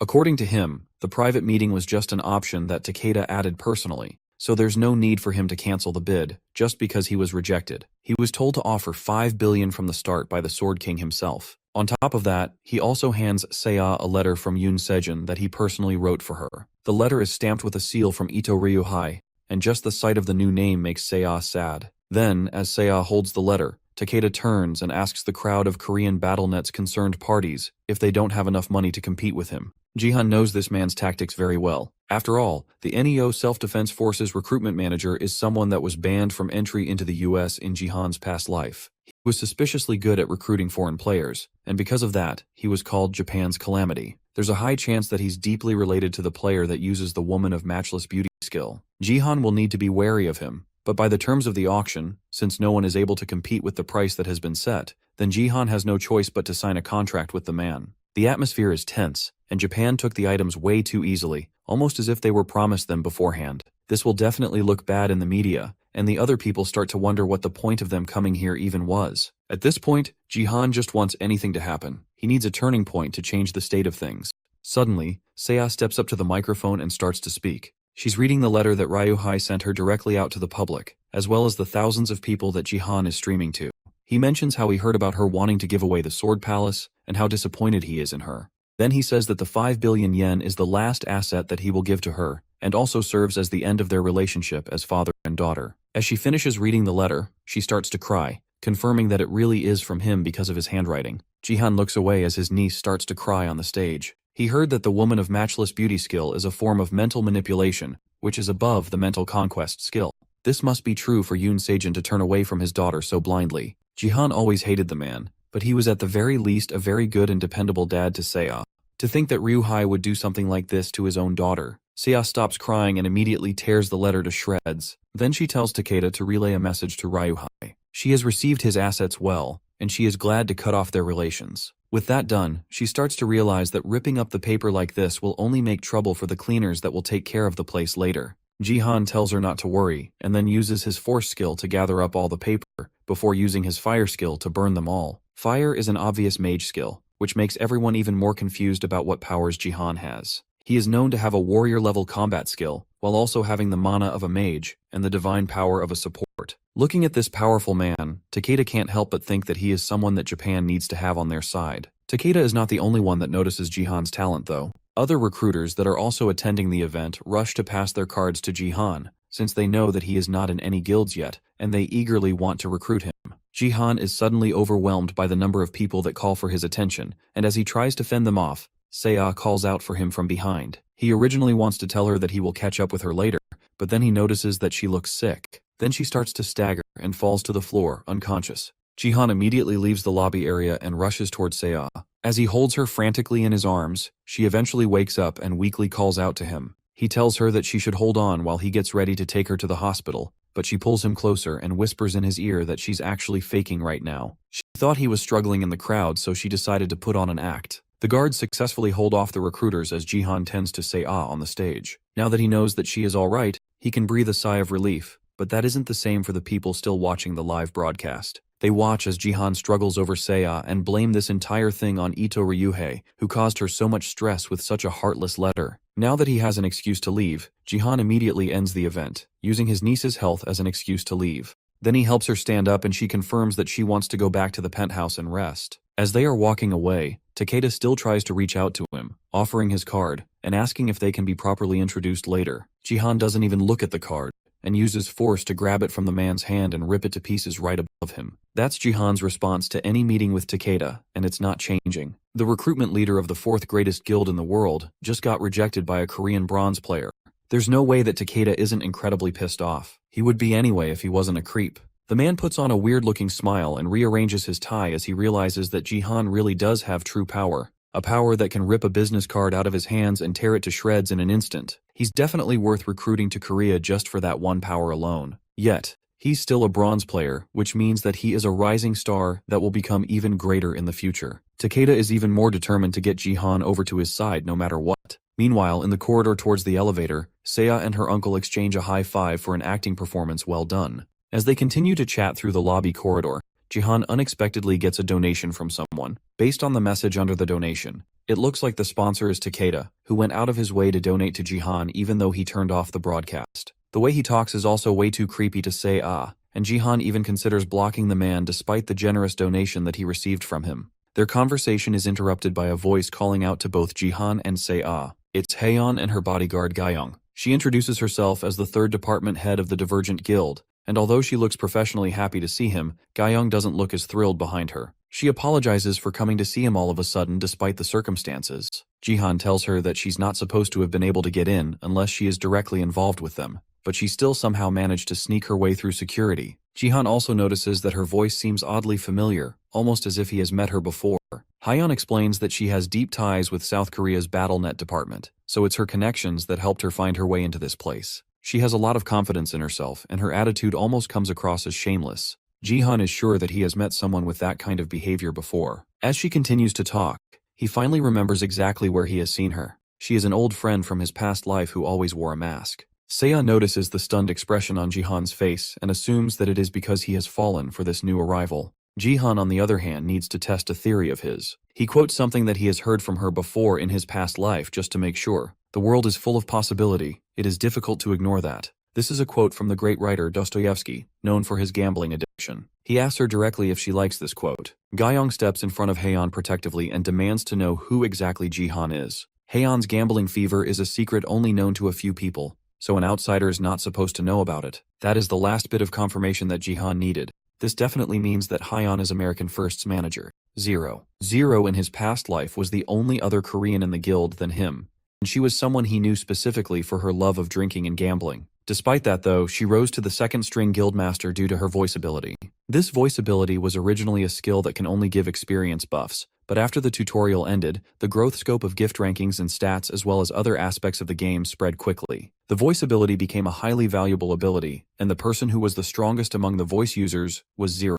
In the present though, Zero, now just Lee Haeyeon, can't help but cringe in pain as her gambling addiction is revealed to these strangers. The Divergent Guild somehow managed to recruit both the Plum Blossom and Zero. That is quite an impressive roster for them to have even in just the tutorial. Jihan quickly covers up his knowledge of her gambling side by telling them that he saw her in one of his live broadcasts before. He tells them that the chat she sent was memorable and that's why he had to ask. Then he apologizes for surprising them. Haeyeon clears her throat, hoping to move on from this embarrassing conversation as quickly as possible. As they continue talking, Jihan can't help but smile at her antics, and that only further convinces Seiya that he must like her. Then Haeyeon uses the now comfortable atmosphere to approach Jihan more confidently. She tells him that she has a feeling that they will be seeing each other more often, then pulls out her phone and offers it to him. Her goal is clear. She wants to invite him to the Divergent Guild, and she hopes that the two of them can meet again privately. Seiya can't stop herself from squealing at the new development. It looks like she's about to get a new aunt out of nowhere.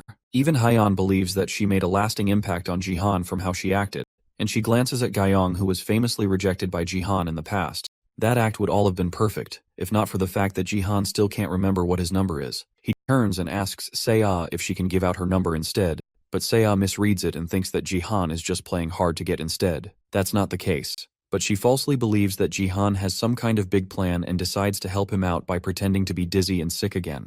After noticing that she must want to head back, Jihan apologizes to them and asks Haeon for her business card instead so he can contact her later. Then the uncle and niece continue their walk to the penthouse, with Seo falsely believing that her uncle has suddenly turned into a playboy. Gyeong and Haeon start to make their way out of the building, and the bodyguard is visibly shaking after the exchange. Haeon tells Gyeong to stop holding it and just laugh, since she's about to get really pissed off. As Jihan and Seo take the elevator back to the penthouse, Seo points out that she never expected her uncle to wear her dad's clothes.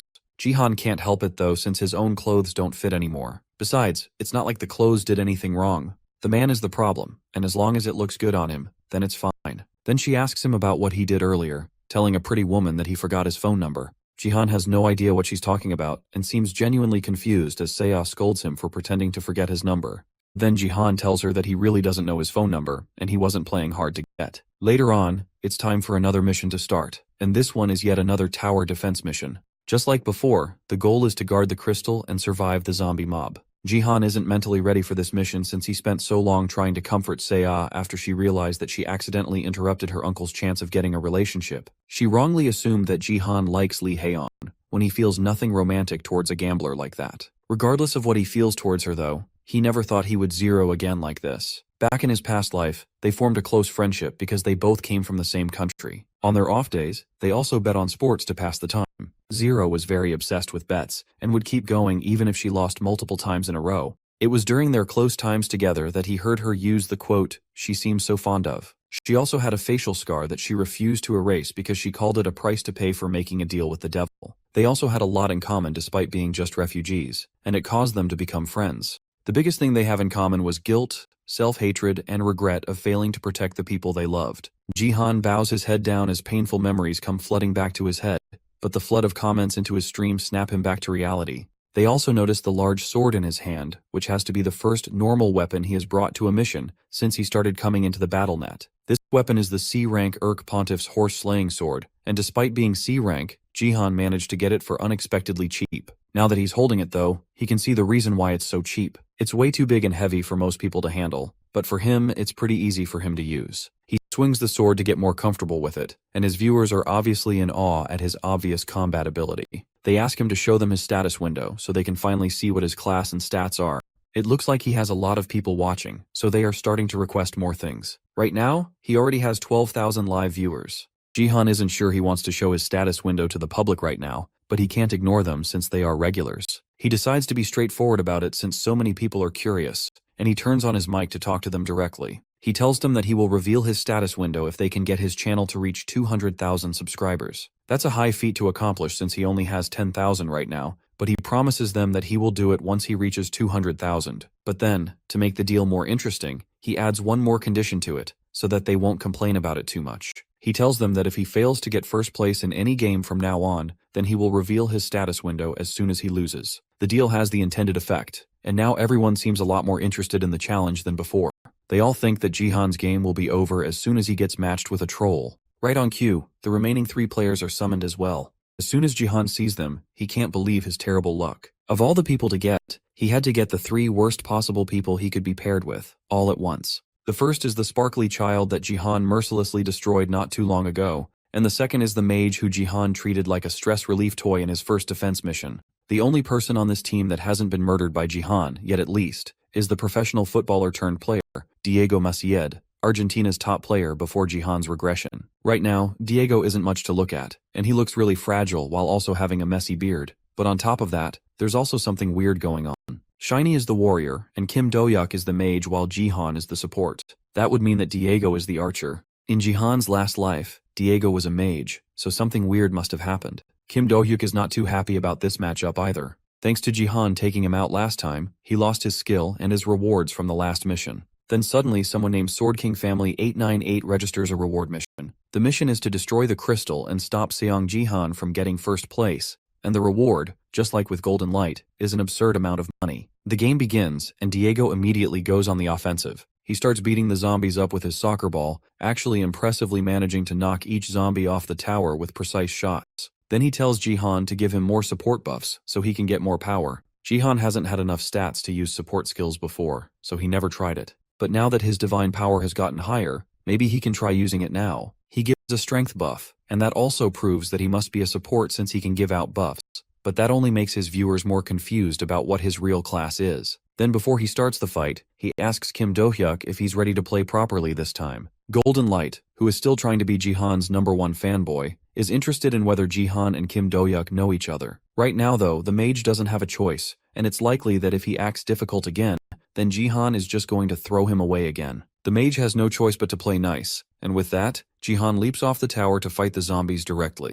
Diego's first impression of Jihan is that he's crazy, and the mage definitely agrees with that analysis. He doesn't like Jihan at all, and he especially doesn't like the fact that Jihan seems to be treating him like some sort of underling. The mage has had enough. If Jihan is going to go around doing anything he wants, then he should also be able to go around and do anything he wants, right? Jihan falls straight into the pit of undead monsters, the fireball already charged in his hand and waiting to blow. With his newly unlocked pool of mana as well as his divine power that increased after they fused together to make force, a small horde of undead is nothing for our MC. He unleashes a rain of divine fire on the zombies waiting for him. Then as he lands, he turns with his comically large sword and slams straight into the ground, releasing a shockwave so large that it kills everything within a small radius. Even Diago can barely believe that a bronze support can be so powerful, while Goldie just marvels in awe at the man that once beat him to a pulp.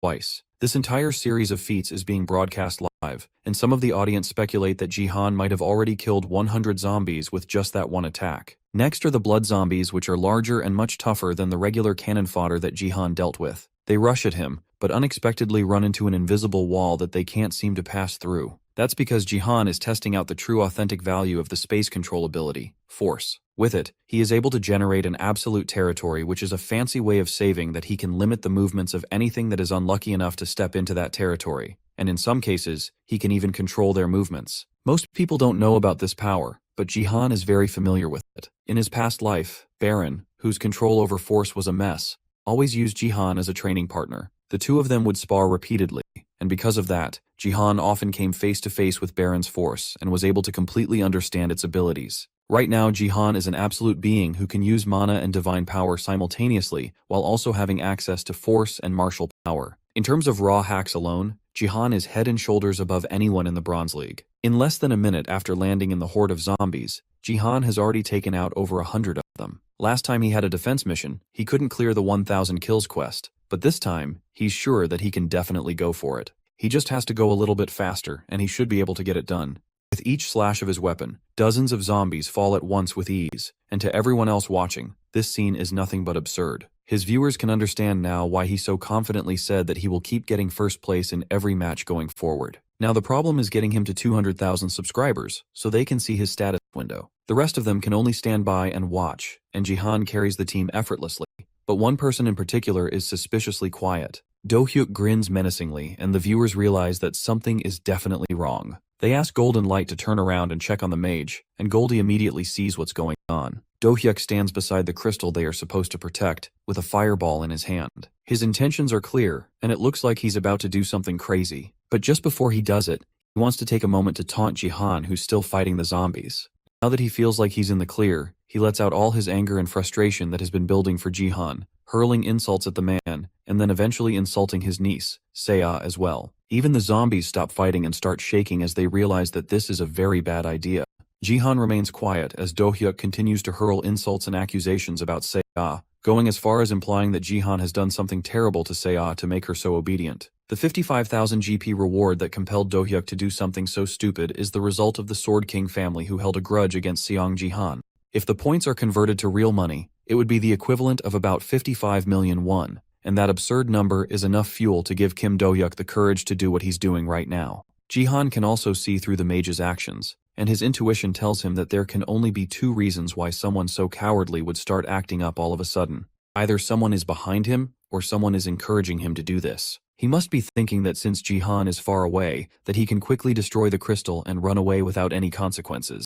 Jihan truly doesn't care about any insults towards him, but mentioning Seiya is a line that he will make sure no one ever crosses again. The day he regressed and met Seiya again, he couldn't help but recall the terrible nightmare that became his reality. In order to hide a scar that was inflicted on her due to a terror incident by the Sword King family, she hid her face in bandages, and by the time he found her, her body was cold and lifeless. Back then, he couldn't do anything for her, and could only cry with her lifeless body in his arms. Now that he's back with the power to change the future, Jihan decided that he would never let that happen again. and that he would protect Seiya from anyone that tries to hurt her. From the flaming ki coming from his body, the viewers can tell that Jihan is pissed off, and even they can tell that mentioning his family is definitely crossing a line. However, that doesn't change the fact that he is still way too far away from the crystal to do anything to stop it. At least that's what they think. Today, he will make sure that everyone remembers what happens when you mess with Seiya. The moment he earned force, there was something that he realized while trying to unite the three Dantians. He realized that he can use nameless divine arts. His martial power isn't yet at level 30, so Jihan can only intimidate it, but right now, that's all he needs. The moment he gathered the three powers into one, he felt a sensation similar to when he USD nameless divine arts. All he has to do is feel the electricity starting from his feet, then channel it into the rest of his body, feeling himself become a thunderbolt. From there, he just has to push himself off the ground, and he can move with lightning-fast speed, using a technique called flashing sky thundersteps, which is a method to break the sky. The Sword King family realize that Jihan is moving, and they warn the mage to hurry up and destroy the crystal quickly. Before he can damage the crystal, the other teammates rush over to try and stop him. Do-hyuk pushes Goldie back with a fireball before he can get too close. Then the mage charges up an even more powerful fireball, but it's blocked by a football before it can make contact with the crystal. The mage asks what Diego thinks he's doing, but the star soccer player is always serious about any game he plays, and right now, he's stopping the mage from ruining the game. More than that, Do-hyuk also cursed out one of their team members, and even went as far as cursing his family. That's something that can't be ignored. Do-hyuk turns to start arguing with Diego, but it's too late for him to do anything else. Jihan has arrived, and he does not look happy at all with the fact that the mage seems to have a lot to say. With nothing else to do in this situation but talk, he decides to try and insult Jihan a little bit more, but our MC is tired of hearing his voice and uses force to shut his mouth. Originally, Jihan wanted to just blow up the guy's head as soon as he got back, but that would be way too easy. Instead, he wants to dish out a little punishment first before letting him off. Every player has their pain filtered through a connector.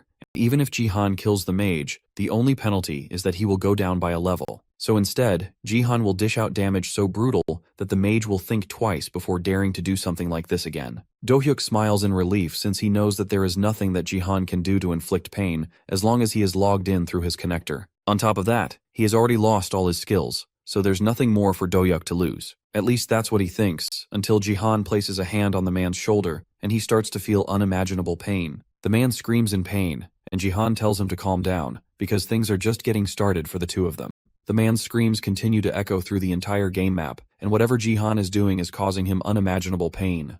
The other two watch Jihan's cruelty in action, but they can't figure out why the mage is feeling so much pain. Usually, the battle connector should make it so that nothing hurts enough to make a person go close like that, but Diego quickly figures it out. As Jihan is breaking down the mage's body, he is also giving continuous healing with one hand. That allows Jihan to exploit a bug in the system where if a support keeps using recovery skills on an ally that is taking DOT damage from things like poison or burns, then an overload effect occurs.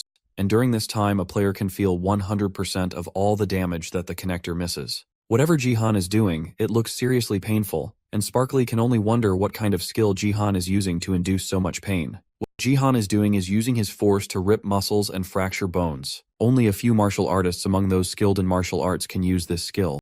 It sends an unknown energy into a target's body that destroys them from the inside. Do-hyuk can't understand what's happening since his connector should be filtering out all the pain, but for him, it feels like his entire body is being stabbed with needles and shaken around. He doesn't want to continue feeling this pain, and instead, he starts begging Jihan to kill him instead. Jihan wastes no time and obliges to the mage's request, slicing his head off with one clean hit, but as soon as the player dies, Jihan starts looking for the revival location. As soon as he revives again, Jihan continues the punishment, and this time, the pain is so intense that Do-hyuk dies from shock. At this point, things have been going on for so long that his viewers are starting to become uncomfortable watching. When Do-hyuk revives again, he doesn't waste time and immediately starts begging for his life as Jihan starts walking towards him. Things have gone on for far too long now, and Sia has to step in to stop her uncle from doing something drastic. If he continues being excessive with this punishment, then he's going to end up losing all his subscribers. For now, he should stop with this anger and focus on the game instead. Jihan isn't satisfied with the torture just yet, but for Seiya's sake, he will stop here. It's still an era of peace, and what he has done should be enough to set an example for anyone else that wants to push his limits. Before he puts the mage out of his misery though, Jihan has to know who sent him on such a foolish quest. The mage doesn't waste any time and reveals that the person who sponsored him to do this is someone with the username Sword King Family 898. The Sword King family kept sponsoring him over and over, and because of that, he got lost in the money and ended up acting stupidly. As much as that tracks with what he knows about the Sword King family, it's unlikely that one person was able to bet as much as 50,000 GP. That makes it more likely that it isn't one person, but an entire organization that did this. Now that he has the answers he needs, he grabs the mage by his collar and tells him to be thankful that Seiya stopped him from going further. Then as Jihan tosses him into the sky towards his death, the mage screams out his thanks to Seiya for stopping the torture. With that, Kim Do-hyuk has died for the last time and been eliminated from the game. For his splendid torture and the top-class throw of a troll, Golden Light and Diego both give Jihan 10 points each. Now that the trash has been taken out, Jihan has to go down and take out more zombies. From his memory, he remembers killing at least 920 zombies. He should easily be able to kill 80 more in the blink of an eye. However, when he opens his status window to check what's left, he has already cleared the linked quest. That's because of the thunder from his flashing sky thunder steps. The electricity from taking off supercharged the ground and zapped surrounding zombies, causing him to kill enough to clear the quest. If anything, this happened because he failed to control it, and the dispersed power exploded which caused this to happen. He didn't use the power of nameless divine arts, and only used the 3 Dantians, so his execution wasn't perfect. However, the results were good, so he can't really complain. For now, he just needs to train more and get a better grasp over his skills. Goldie tries to buddy up with Jihan and asks if he's going down again, so that they can fight together. But our MC ignores him completely and goes to meet Diego. He thanks the soccer star for helping to protect the crystal while he made his way over to it, and even offers to meet with the man later so he can be properly repaid. On top of that, he also has a lot that he wants to discuss with the man as well. Their friendly chat is cut short though by a sudden earthquake. It feels like something is trying to break through the earth, and nothing like this has ever happened before. Goldie notices that it feels like something is about to explode, and Diego notices something emerging in the distance. It looks like a giant hand with a mouth breaking through the ground. This is a completely new monster that even Jihan has never seen before, and it looks incredibly ominous. The zombies seem to have newfound vigor now that this monster has shown up, and things look like they are about to get crazy. As the zombies start charging towards them, the monster hand roars, and the sound even causes Jihan to freeze. However, it doesn't look like the zombies are being charged up by the hand. Instead, it looks like the monster is chewing up and eating the zombies. Then the mushed up undead in its mouth is turned into a living goop that falls to the floor and grows into a completely new monster that isn't even supposed to show up in a bronze map. It's a flesh golem, and it's a monster that usually only shows up in gold maps or higher. It looks like the evil beast is creating these new monsters by dismantling their physical bodies and recombining it. Jihan wonders if this is because of the linked quest, and he opens his status window to check. The link quest Zombie Origin 1 has been changed to Zombie Origin 2. And now his next quest is to deal with the flesh golem without the help of the crystal. Jihan doesn't understand what it means by without the help of the crystal, but before he can even figure it out, he gets a system notification informing him that he has received a bonus mission. The other players have also received this quest, and they are just as confused as Jihan is about the whole thing. They can't even imagine having to fight this massive creature, but the system has clearly given them an objective to defeat it. It also names the massive beast as the Disciple of Destruction called Black Hand. They also unlock the Blessing of the Crystal, which allows them to lessen the gap in strength enough for them to have a chance to fight back. Even Goldie, who is as strong as a Gold League player, isn't sure that they can win this battle. In fact, he tells Jihan that even gold-level people like him struggle with these sorts of quests. It's definitely not a mission that they are expected to complete. Otherwise, they wouldn't offer such rewards. The system is offering him 10,000 achievement points, as well as a crystal fragment. It's rare for the system to offer him a reward that isn't just achievement points, which means that this is at least an epic quest. Goldie resigns himself to his fate, and then tells Jihan that he should receive the crystal blessing first, but our MC refuses. Then he picks up his sword, and prepares to launch towards the flesh golem that is already aiming for their crystal. A flesh golem is an undead monster with incredible vitality. You can only defeat one by destroying the core at the center of its body. However, even that is difficult since it has a huge body and crystal fragments are stuck all throughout it. Above all, even at gold level, the Fleas Golem is a boss-level monster, and even if Jihan has surpassed the strength of a bronze-level player, this isn't a situation that can be dealt with easily. He tells the other two to move aside. Then he jumps into the air using flashing sky thunder steps, leaving a footprint crackling with lightning behind him. As he makes his way towards the monster, he remembers the most basic and fundamental skill in nameless divine arts, which is the 3 talents martial devotion. These martial arts, which were created based on heaven, earth, and humanity, have 3 meanings. Those fundamental meanings make up the nameless divine arts, and with the understanding of those meanings, Jihan is able to activate a new ability called 3 talents marial devotion, cleanly slicing through the flesh golem with a single strike. The impact is strong enough that he's able to completely break through the monster's sturdy flesh and destroy the core in one hit. The attack is so impressive that Diego drops his football in shock, and the system announces that Jihan has dealt with the flesh golem and cleared the bonus mission of the 4th tower. As soon as Jihan swung his sword, Golden Light felt a complicated emotion which is difficult to put into words. However, all the emotions he felt at once can easily be described as raw admiration. Goldie falls to his knees in exhaustion as Diego continues to watch in shock. He has never felt anything like this before. At first, Sparkly just wanted someone to turn into streaming content, but now he wants more than just something pathetic like that. He wants to record all of Jihan and watch him grow to reach the top as a player and as a streamer. But apart from Golden Light's strong decision to put his body and heart on the line for Jihan, this moment owls marks the start of Seong Jihan and Diego's relationship. Platonic, of course. This isn't that kind of manga. Jihan managed to quickly and easily take out the flesh golem, but the other towers aren't having quite as grand of a time. With one hit, the flesh golem easily destroyed the 3rd tower, ending their bonus mission, and the other towers as well are facing a similar fate. Meanwhile, Jihan's group is ready and preparing to log out. Because they managed to clear the bonus mission, they will be awarded triple the experience and GP. The rewards are plentiful, but there is one more thing that Jihan needs to do now that he has the chance. He suggests that he and Diego see each other on the outside. Diego initially declines since getting the bonus is a good enough repayment for him, but Jihan has other plans in mind. He wants to give Diego more information about his skill. That shocks the soccer player, and Jihan gives him a hint to make him even more interested, telling him that he needs to become a mage. However, it will be boring if everything gets explained right now, so Jihan offers to meet him elsewhere so they can continue the conversation over a meal. If it were anyone else that told Diego this news, they wouldn't even be worth responding to. But since it's Seong Jihan who just showed unbelievable power, Diego couldn't help but feel interested in his words. Understanding the situation, Diego sends Jihan a private message, and the two of them plan to meet up later for a meal to discuss things. Goldie overhears their conversation and begs Jihan to invite him too, but Jihan isn't interested in the sparkly streamer at all, and more importantly, this meal is supposed to be for the sake of repaying Diego. Goldie continues to beg and even offers to become his editor, but Jihan isn't interested and logs out while the streamer is still begging for an opportunity. Back in his room in the Sword Palace, Jihan checks his rewards for completing the 2nd linked quest. He gets 10,000 achievement points and a crystal fragment, but things aren't over yet, and he will get the next linked quest called Traces of the Disciple once he reaches Silver League.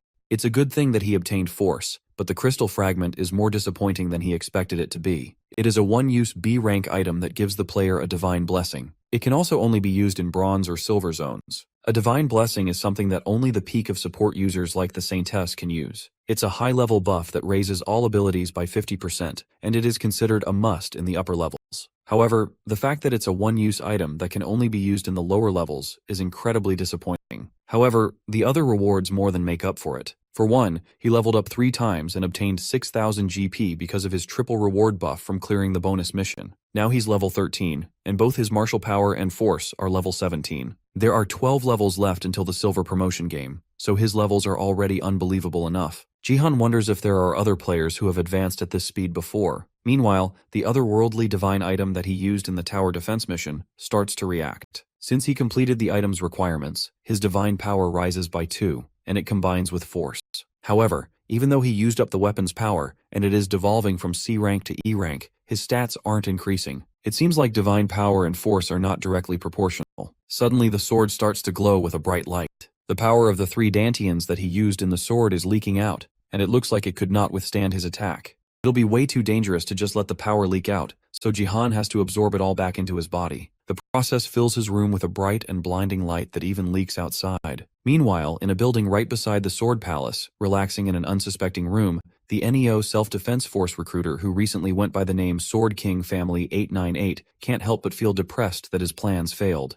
He was the one that registered the mission on the mage to force Jihan to lose the competition. But despite his plans to see Jihan's status window, he still wasn't able to get what he wanted. He originally wanted to use the mage's resentment of Jihan, as well as the animosity of the Sword King family to his advantage, since things haven't settled down since the Sword King left. For now, he needs to stop messing the game up by pretending to be in the Sword King family. It would have been great if things had succeeded in one go, but it looks like he chose a pathetic player to do his dirty work for him. Things would have worked out if the mage had just broken the crystal immediately, instead of taking a moment to fool around needlessly. At the rate things are going, he might end up losing his opportunity to bring Jihan over to Japan. As the recruitment manager of the NEO Self-Defense Force, Takeda Kazuo realized immediately that Jihan is a talented player, and he needs to recruit him using his long experience of recruiting talented players. However, his superiors in the company would only move and make decisions after clear information and evidence has been presented. They asked for evidence that Takeda's intuition about the bronze player is spot on, and he's going to need to do something to back up his position. In order to do that, Takeda needed to see Jihan's status window, which would give undeniable proof that Jihan is a strong player worthy of Japan's interest. But things have gone on too long, and Takeda is running out of time.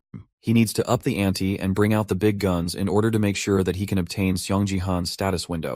Once that happens, he will receive permission from the company to use the same special method that they used to acquire the Sword King. Back with Jihan, he somehow managed to absorb the overflowing power from the sword, and even raised his divine power by 1 level. This time though, his force level actually increased. From this, he can tell that every 3 levels of divine power means 1 level for force. Additionally, since his martial power is connected to force, it also increased by 1 point, bringing both to level 18. It's a shame that the weapon is lost, but the benefits from its destruction managed to make up for it. But the system isn't done yet, and it tells him that since the value of force has exceeded 17, he can only absorb divine power from A-rank divine items or higher. That's a huge handicap since A-rank divine items are incredibly hard to come by. Seiya bursts into the room to happily tell her uncle that she just got a 50 billion won deposit. Her joy is cut short though when she sees the state of the room and Jihan. He tries to play it off, but the blood fountain on his forehead begs to differ. Seiya ignores his attempts to placate her and drags him into the washroom so she can apply medicine to his wounds. Jihan just follows along with her as she continues to scold him with a smile on his face. Later on,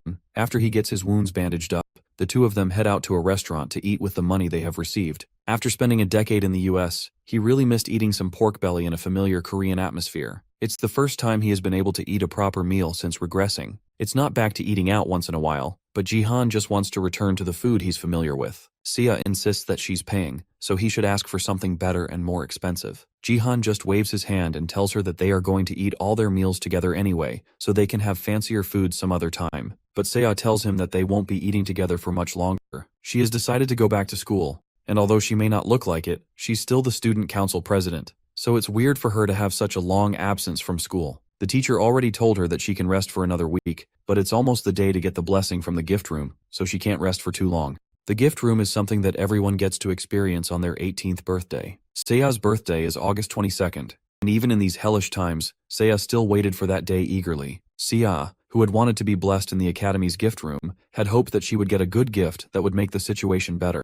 That hope fell apart when Seiya received an F-rank gift. That was the moment where the strong Seiya finally fell apart. He can't tell her that she's going to receive an F-rank gift though, so for now, he should just try to lower her expectations. She's going to start school the next day since it's a Monday so she can get a fresh start. Jihan offers to be her personal driver to and from school, and although she tries to argue, Jihan has already made his decision about it. She frowns and turns away from him, but even though she tries to make it look like she's upset, she can't hide the joy in her face at his decision. The next day, early in the morning, the two head down to the Sword Palace parking lot, only to find that all the cars are gone. The Sword King had an assortment of sports cars and supercars, but now the place is completely empty. It looks like their relatives sold them all without their knowledge. Seiya decides to just take the bus, but Jihan notices a car has been left behind. The only car left is Seiya's mother's car, and it looks like they couldn't earn much from it, so they left it behind. Luckily for them, the door is open, and the keys are inside. Despite its old and beat-up appearance, the car still manages to start up. Seiya panics a little bit at the fact that they are going in that car, and Jihan thinks that she's embarrassed to be seen in such an old car, but she tells him that she's actually worried. He asks her what she's worried about, but gets her answer when they arrive at the school, and are told to move by a tall, angry-looking bald man. They are in Gangnam-gu Battle Net Academy, which is where Seiya studies. And in the parking lot, it looks like this man is trying to pick a fight with them simply because Jihan is driving a cheap car. He tries to tell them to move and even calls Jihan a beggar, causing our MC to calmly exit the car and tell the man to watch his tongue. The other people around them quickly recognize Jihan as the Bronze Killer, and they immediately take out their phones to record the interaction so they can stream it on the internet. Elsewhere, in the Divergent Guild headquarters, Hyeon immediately gets up and tells Gayoung to follow her as soon as she sees the video and knows where Jihan is. This time, she's going to make sure that Jihan won't look down on her anymore.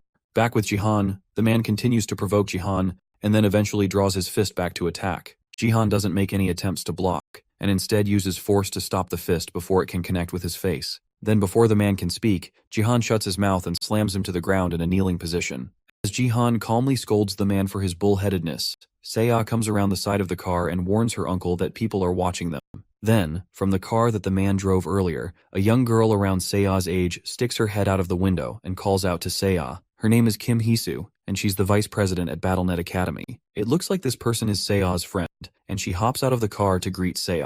As she steps out of the car, she asks her driver why he's on the ground, and he lies that it's because it's slippery. Hisu ignores her driver's attempt to apologize and asks Sea where all the supercars from before went. She admits that her dad sold all the cars, and Hisu gets even more worried and tells Sea that she should have contacted her in that situation. Then she promises to give Sea a ride to school from now on. The action and offer are both so sudden, and Sea can't hide her shock at the sudden offer, but Hisu continues to insist and even offers to tell her father about it. Jihan watches the interaction, but something doesn't feel right.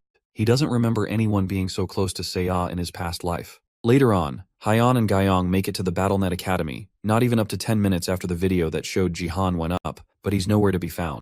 A worker confirms that Jihan got in his car and left earlier, and that causes Hyeon to worry even more. She's worried that foreign scouts might come for him too, and she wants to snatch him up before they do. Gyeong stops Hyeon from biting her nails and tells her to calm down, and the other woman is forced to accept the situation and think up a new plan. She failed to find him this time, but from now on she will chase him live until she finds him. As she walks away, she watches the ongoing match that Jihan is in right now. As for the match itself, the results are already pretty obvious. Jihan has an overwhelming lead against the rest of the players, and he's beating them all down almost too easily. With his nameless divine arts, as well as his martial arts skill, he's able to very easily take down all his opponents. He's practicing how to focus his senses and adjust quickly to situations, and it looks like it's working out in his favor. He cracks his knuckles and shifts his attention to his next targets, and they are people who have already been beaten up by Jihan before. Seong Jihan is already known as the man who defeated a flesh golem with a single strike. For any Bronze League players matching up with him, it's essentially the same as a natural disaster that is impossible to prepare for. The game ends, and once again, Jihan has come in first place. He has also come in first place 5 times in a row, and the system rewards him with a 200% increase in his experience and GP gain. He also reaches level 15, which unlocks the dungeon map as his next area. The dungeon is a game type that opens from level 15. And unlike the rest of the game where you just need to fight, dungeons have different traps, mazes, and puzzles that need to be cleared to proceed. However, unlike the other game modes, this one is co-op, and there is a limit to how far one person can go alone. Even on BattleNet, they recommend that cooperating with party members is a necessary part of playing in dungeon mode. However, there are too many guys after him, and if he ends up being partied with people who want to screw him over, then there's nothing he can do about it. He briefly considers joining a guild, but changes his mind not long after. He doesn't want to be there for long, and the guild will be annoying when he eventually asks to leave. Besides, he will reach silver soon, and once he reaches silver, then he will create his own guild. Later that day, it's time for dinner, and Jihan calls for Sea to go and set the dining table. The food is all set, and the two of them sit down to eat. Sea is surprised that Jihan can cook so well, but Jihan honestly just threw together the ingredients they had to make a basic meal. She freaks out over how good the food is, and Jihan tells her that he will cook properly for her next time. He used to cook himself a meal every day when he was in America, so he's already well accustomed to being in the kitchen. As they eat, Jihan asks Sea if she's going to be getting a ride from her friend often from now on. Sea tells him that she doesn't want to ride in her car because during the entire trip, Hisu overreacted and made her very uncomfortable. She kept on showing uncomfortable levels of concern and asking personal questions, and eventually, it became too much for Sea to handle. Jihan immediately understands and realizes that being with the girl must suck. There's another reason though, and it's because her mom's car is much more comfortable and filled with warmth. Jihan also agrees with that. The next day, Jihan takes her to school, and this time there are a lot of scouts and reporters waiting for them. After their flashy outburst the previous day, it's no wonder that so many people are interested in seeing him. At this point, they are practically his stalkers. Thankfully, the school's security is doing a good job of keeping them back and out of the school's premises. As they drive into the parking lot, they see 2 familiar faces waiting for them. It's Hyeon and Gyeong, and the 2 of them were clearly waiting for him beforehand. She's even more upset because she gave him her business card, but he never contacted her. The truth is that he just completely forgot about her though. This time though, she has made sure that he has no way to escape. She takes him to the school's garden rooftop where they can have a nice private meeting. At least it would be private if not for the other scouts camping outside, hoping that they would get a chance to talk to Jihan. Jihan notices that Hyeon is more comfortable than usual, and that's because she graduated from this school, but she's more upset about his behavior. He apologizes for forgetting her, but she tells him that it's fine, since it's a refreshing change of pace. Jihan is the first person that has made her run around and give chase, so she prepared treatment befitting that. She offers him a platinum-grade contract on the spot, which gives incredible benefits to whoever signs it. It's such a big deal that the other recruiters prepare to start heading home. Even Jihan is shocked by how much she seemed to prepare just for him. Then she decides to directly tell him that the contract was only possible because it's her. Then she leans in close to him and directly tells him that these are her feelings for him. Her approach is so direct and effective that it makes the rest of the recruiters who were still hanging on to a shred of hope turn around and walk away. Even Jihan has to admit that he's impressed by how far ahead she seems to think this up. As she stares him down and tries to figure out what he's thinking, her being so close to him allows him to catch a scent of her perfume. He can immediately tell that it's the same perfume that Zero used back when they were close friends. Now he's certain that Lee Haeon is in fact the Zero that he knew. But now, the next question is if another quirk of hers is the same as he remembers. Haeon, tired of standing up and staring at him, finally plops back onto her seat with a huff. At this point, she's frustrated by the fact that she can't seem to get a reaction out of him. And on top of that, she hasn't even gotten his number. And it looks like she's the only one that has been giving him things. Now she's determined to get his phone number, no matter the cost. She tells him that after he checks the contract, she will have to put her seal on it, so she's going to need his contact information. Her approach is too direct though, and Jihan immediately realizes that she just wants his phone number. He doesn't turn her down this time though, and instead suggests that they make a bet. He tells her about the fact that he just hit level 15, and as they know, the first game after hitting the milestone will always be a dungeon. Haeon can barely believe that Jihan has reached level 15. It's been less than a month since he started actively participating in the BattleNet, and he has already grown so much. But more importantly, even in a situation like this, he's trying to make a bet with her. It makes no sense. She doesn't turn it down, and instead asks what his betting conditions are. It's straightforward, really. He wants to enter the BattleNet right now, and if he misses first place, then he will form a contract with the Divergent Guild, and of course, he'll give her his number as well. That sounds risky since it's well known that a lot of people are targeting him. If he